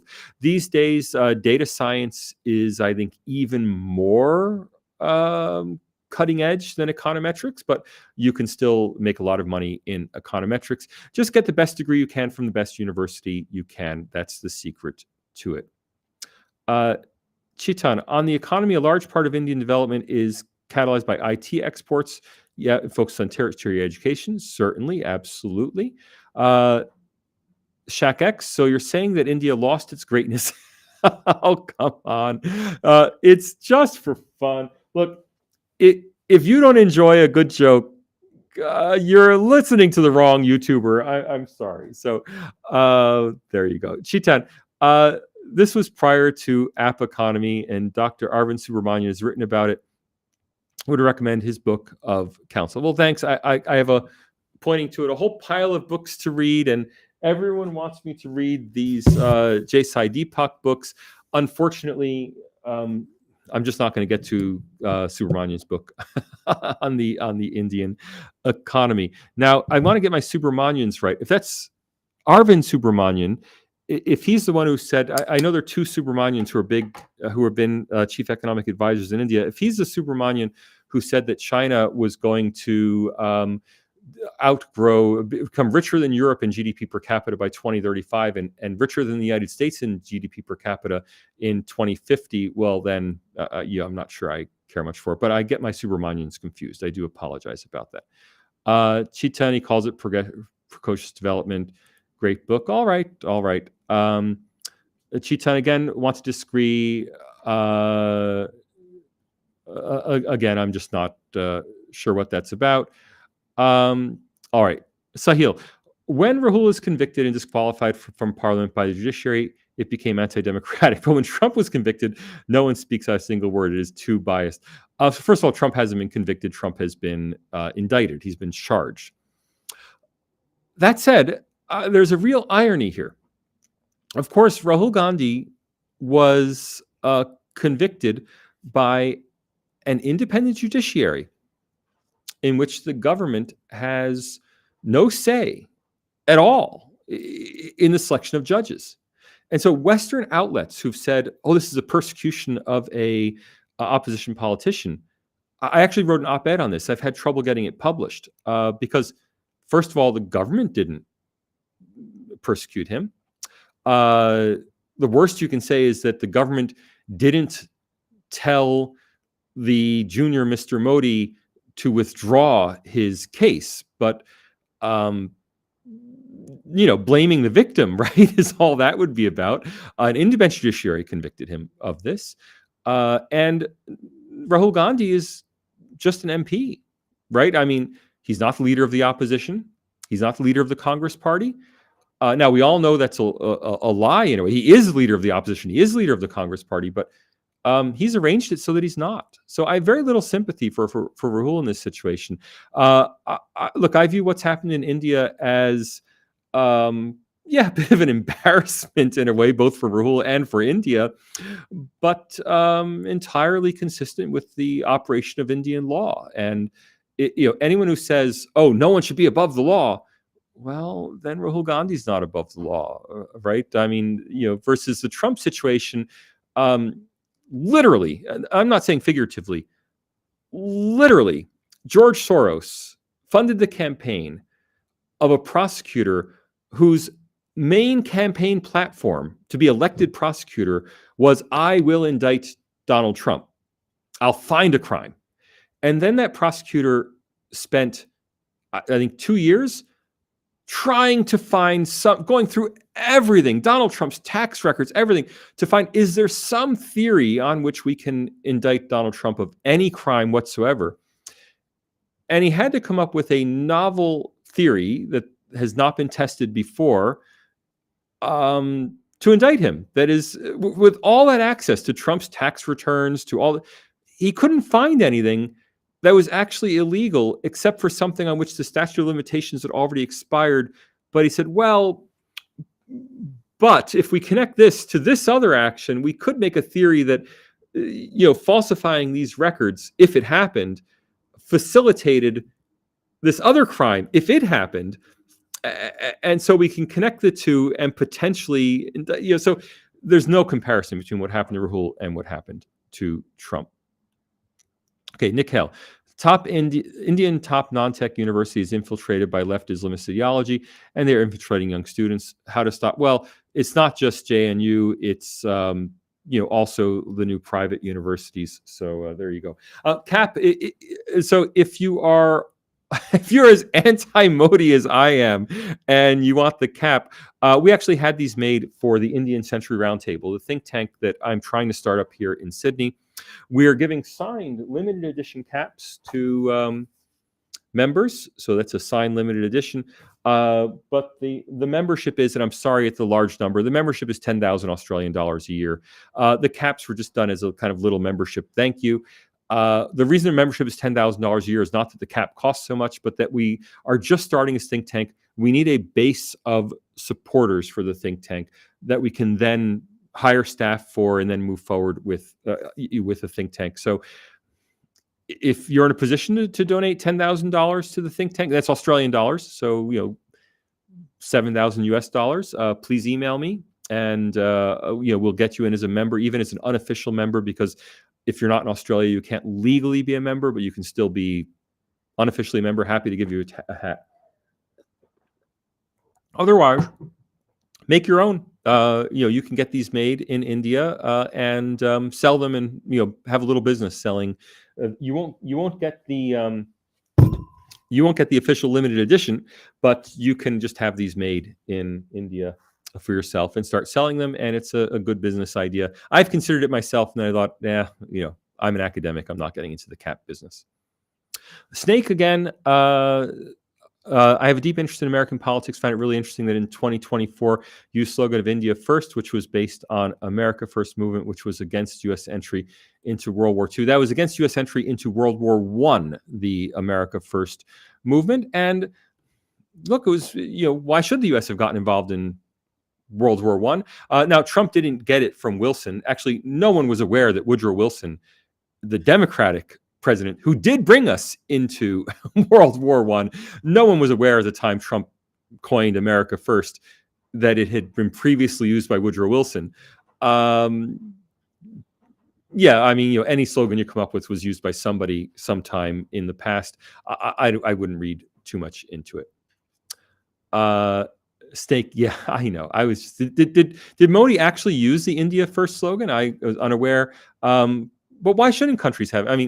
Obviously, America First, one reason it resonated in the United States was it's just so damn obvious. Why shouldn't the U.S. put America first? Why shouldn't an American president be putting American interests first? It's only the political establishment that wants to use the machinery of the American state to pursue their own fantasies overseas. It's only this narrow group who don't believe that American presidents should put America first. Now, that's why they tried so hard to tie it to racism, xenophobia, Nazis, right? Anything they could tie it to, because it was such an obviously correct slogan. You had to find someone in history. And look, stigmatizing America First is equivalent to I'm vegetarian. You could stigmatize vegetarianism because Hitler was a vegetarian. Right. It's the same sort of reasoning as stigmatizing America First, because somebody said it 100 years ago who you might disagree with. Okay. I need my eyes are deteriorating. I can't even read the bigger version that's on my screen. So Rohan, will the West Soros and others, I'm sorry, Ruben, will the West Soros and others be able to oust Modi next year by financial help? Look, absolutely not. Look, financial help from the West is the kiss of death, as I see it in Indian politics. If you could show that some candidate was being aided directly by a Western organization, not indirectly, but actually directly, I think that would be very damaging to any Indian candidate. Um, uh, you can see this in the fact that uh, that the current government in India wants nothing more than to be able to associate its opponents with George Soros or Harvard or with Cambridge University or Oxford University. I really don't think any external support or either way can have any effect in Indian politics. What it can do is affect how India is treated on the global stage, but that's a whole separate issue. What does right wing mean in the West? Look, right wing is used by the intellectual establishment as a generic insult. It doesn't mean anything. The intellectual establishment in the West had an infusion of true left wing thinkers, true left wing intellectuals after World War II. The European left, because it was persecuted by the European right, fled Europe and came to America, Britain and America. And so American academia in political science, sociology, the social sciences and humanities more broadly became overwhelmingly leftist because all these universities thought, wow, this incredibly prestigious German professor, we'll get this person here. And all of these, Germans and French and Hungarians, almost all of them were real leftists, by which I mean actual socialists and communists. So of course they use the language of vilifying their opponents. All their opponents are right wing. When in America there is no real left wing or right wing. I mean, Bernie Sanders is routinely called a socialist. He calls himself a socialist. He ran with the Socialist Party of America, as a senator. And all Bernie Sanders has asked for is universal health care. Well, the Liberals in Australia, the right-wing party in Australia, support universal health care. The Conservatives in the United Kingdom support the National Health Service. So Bernie Sanders is not a leftist. He had dreams as a child. I mean, he went in his honeymoon to the Soviet Union. He had dreams of communism, but in practice, if you look at the Bernie Sanders program, he wants a slightly more progressive form of capitalism that has higher taxes on the wealthy, that has more regulation of corporations. But he's certainly not calling for the nationalization of major industries. The state should take over Google, Apple, and Facebook. None of that is coming from the Sanders side. He's not a leftist. There are essentially no leftists in America outside academia. Similarly, there are very few right-wing people in America. Right-wing comes from the French Assembly, in the Revolutionary period, of people who sat with the king, the monarchy, and the church.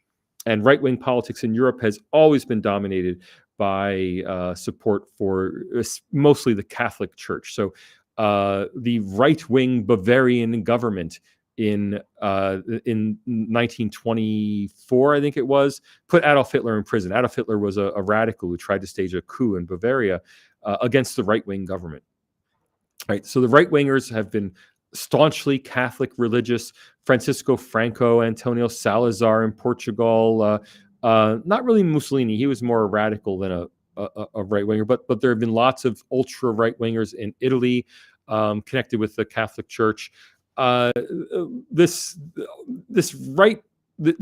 ultra conservative connection of running a country based on the authority of the church, the security services, and the monarchy or traditional nobility, that's meaningless in the US. It's meaningless in India. And you can see it, people call the BJP right wing because it's connected in, because it's a broadly speaking Hindu inspired party.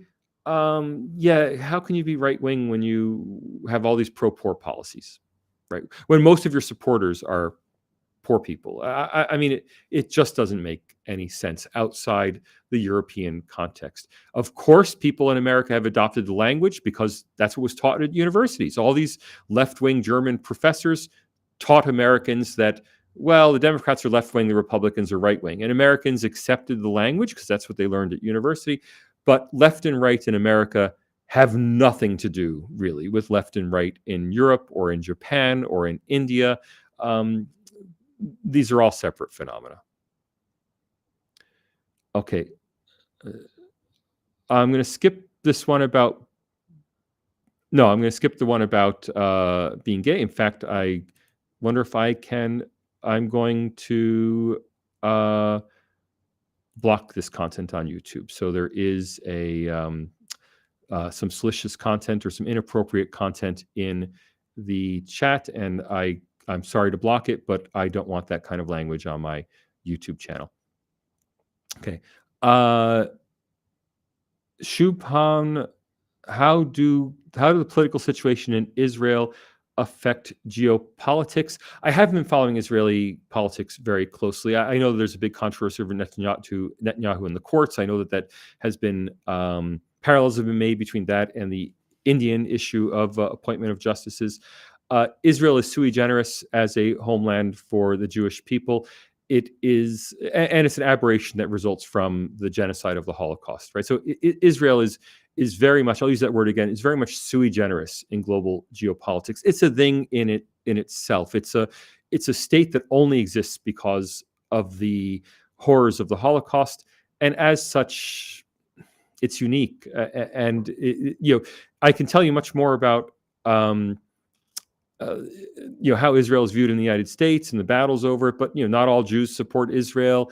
Many non-Jews thoroughly support Israel. Many non-Jews support Israel for ridiculous reasons, or at least I think certainly reasons that most level-headed, sensible commentators consider ridiculous. That Israel must succeed so that the second coming of Christ can come. I think those kind of millenarian support for Israel is just can't be taken seriously in intellectual discourse.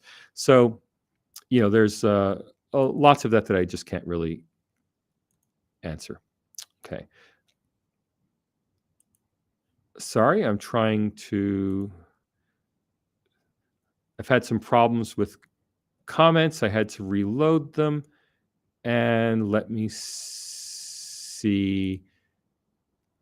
So I'm having a problem with comments, and they have become stuck because I tried to block a user who was using inappropriate language. So let me just look in for maybe one. I'm just going to get on my phone and see if I can find... Restream is not picking up the comments. It's not able to reload them now. But I will just look on my phone to see if there are any final chats that I'd want to pick. Oh, wow. There's so many things I haven't gotten to.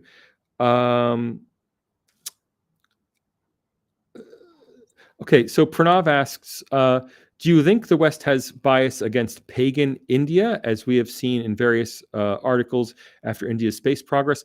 No, I don't think so explicitly because of religion. I think that's something that's a holdover really from the 17th and 18th centuries. That I think the social class in the West, the very narrow elite social class that tends to be anti-Indian, disparaged India back then for not being monotheistic, and has now, that disparagement of India has become so ingrained that it remains there, the disparagement of India, and people now look for new reasons. So that same class of people, the Harvard-Oxford class of people, Harvard-Oxbridge class of people who are anti-Indian, they were anti-Indian because it was not monotheistic, at least their great-great-grandparents were, but the same class of people now is anti-Indian, I think, fundamentally because they're simply bigoted. That is, I think the bigotry is so deeply ingrained that people are always looking for new reasons to justify the bigotry, which is to say, let's do a thought experiment. If all of India suddenly converted to a monotheistic version, say everyone joined the Arya Samaj and became monotheistic Indians, would that hatred, would that bigotry still be there? I suspect it would. I don't think it has much to do with the actual paganism. Okay, yeah, that is one expensive hat. Well, make your own. This is, it's there for fundraising. Um, Obama's producing Chinese propaganda and movies in America. Yes. What can I say? Money talks in America, and this is actually a serious problem. So I've spoken with Indians about this as well. That China transparently simply I got the chat back. Maybe no. I got the chat back. Okay, so at least some of it. So Barack Obama is only one example of in America, money talks, and China is willing to use money to talk. It's that simple. India, being a democracy, can't simply direct people. I mean, the Indian government. I mean, it's a myth to think that the Indian government can direct Gautam Adani to spend $20 million on this certain thing to get. It just doesn't work that way in India. If it did, I'd have my $20 million from my think tank. India is a democracy and an open society. So China does get these things simply by paying for them. On the other hand, we can at least take a little comfort from the fact nobody's watching the Obama movies, right? So the things China simply pays for get it very little traction because when you pay for something as opposed to it arising organically, you just don't get very good products. All right, I'm going to try one last question. I've had a thought that I should do more about Vivekananda. I'm just not enough of an expert to do it. Let me take RP's question. How can India, this is the final question, I'm sorry to have to go. How can India develop its economy? We are too focused on services. So my message to you is that India is not too focused on services. There is no magic formula by which manufacturing produces growth and services don't. Growth comes from, at least at India's level of economy, growth comes from increasing productivity. GDP per capita, another way to think of GDP per capita is average labor productivity in India. Right now, average labor productivity is very low. Okay. If you were to raise average labor productivity through whatever means you can, in whatever industry you can, India's GDP per capita will rise. Now, let's not worry about what India would need to grow once it has a GDP per capita of $50,000 and it's trying to reach US levels. Let's forget about that. India's at $2,200, $2,300 per capita, which means India has blue sky ahead of it. All India has to do is stop wasting labor and use labor more efficiently. That can be done through services every bit as much as it can be done in manufacturing or in agriculture. If anything, I would say the top area that India needs reform is in agriculture. With such a large percentage of the population, I think almost 50% of the workforce is in agriculture, improving agricultural productivity will do much more to improve India's GDP per capita than any cutting-edge manufacturing or any kind of manufacturing employment. It's always been a myth, ever since the Industrial Revolution, it's been a myth that that you have to find jobs for people, that if you have productivity gains, if people go off the farm, well, you need big factories to employ them. It's a kind of almost like an autistic way of thinking, that if I take 10,000 people off the farm, I need 10,000 people in a big factory to employ them. In fact, it is a very kind of single-minded, tunnel vision sort of approach. If you get 10,000 people off the farm, they'll find 10,000 different jobs. They'll disappear into the economy. Now, I know that sounds utopian almost. Oh, magically jobs will appear for them. But we've never had a country, never in all of history, that has had productivity gains leading to mass unemployment. Everywhere where productivity increases, unemployment declines. So while in theory, yeah, it could happen that as people get off the farm, they don't find jobs, and so you need some big factories for them. In practice, that eventuality has never eventuated. And I'm very confident that if India can increase productivity in every sphere, services, manufacturing, agriculture, wherever it can improve productivity, it will have economic growth resulting from it. All right. I'm sorry I need to get going. Thanks for all your questions. Look, we'll do another session like this. I really appreciate everybody everybody being involved. It is really fantastic. I'm glad I did this session. Um, Thank you. What else can I say? Thank you for being here, for wanting to talk to me. I appreciate it. Sorry, I have so much other work to do, but we'll do another Sunday like this soon. Maybe next Sunday. If not, give it a couple Sundays. We'll do it at some point. Sorry to end the stream. Thanks everyone for coming. I really appreciate it, and I look forward to doing it again.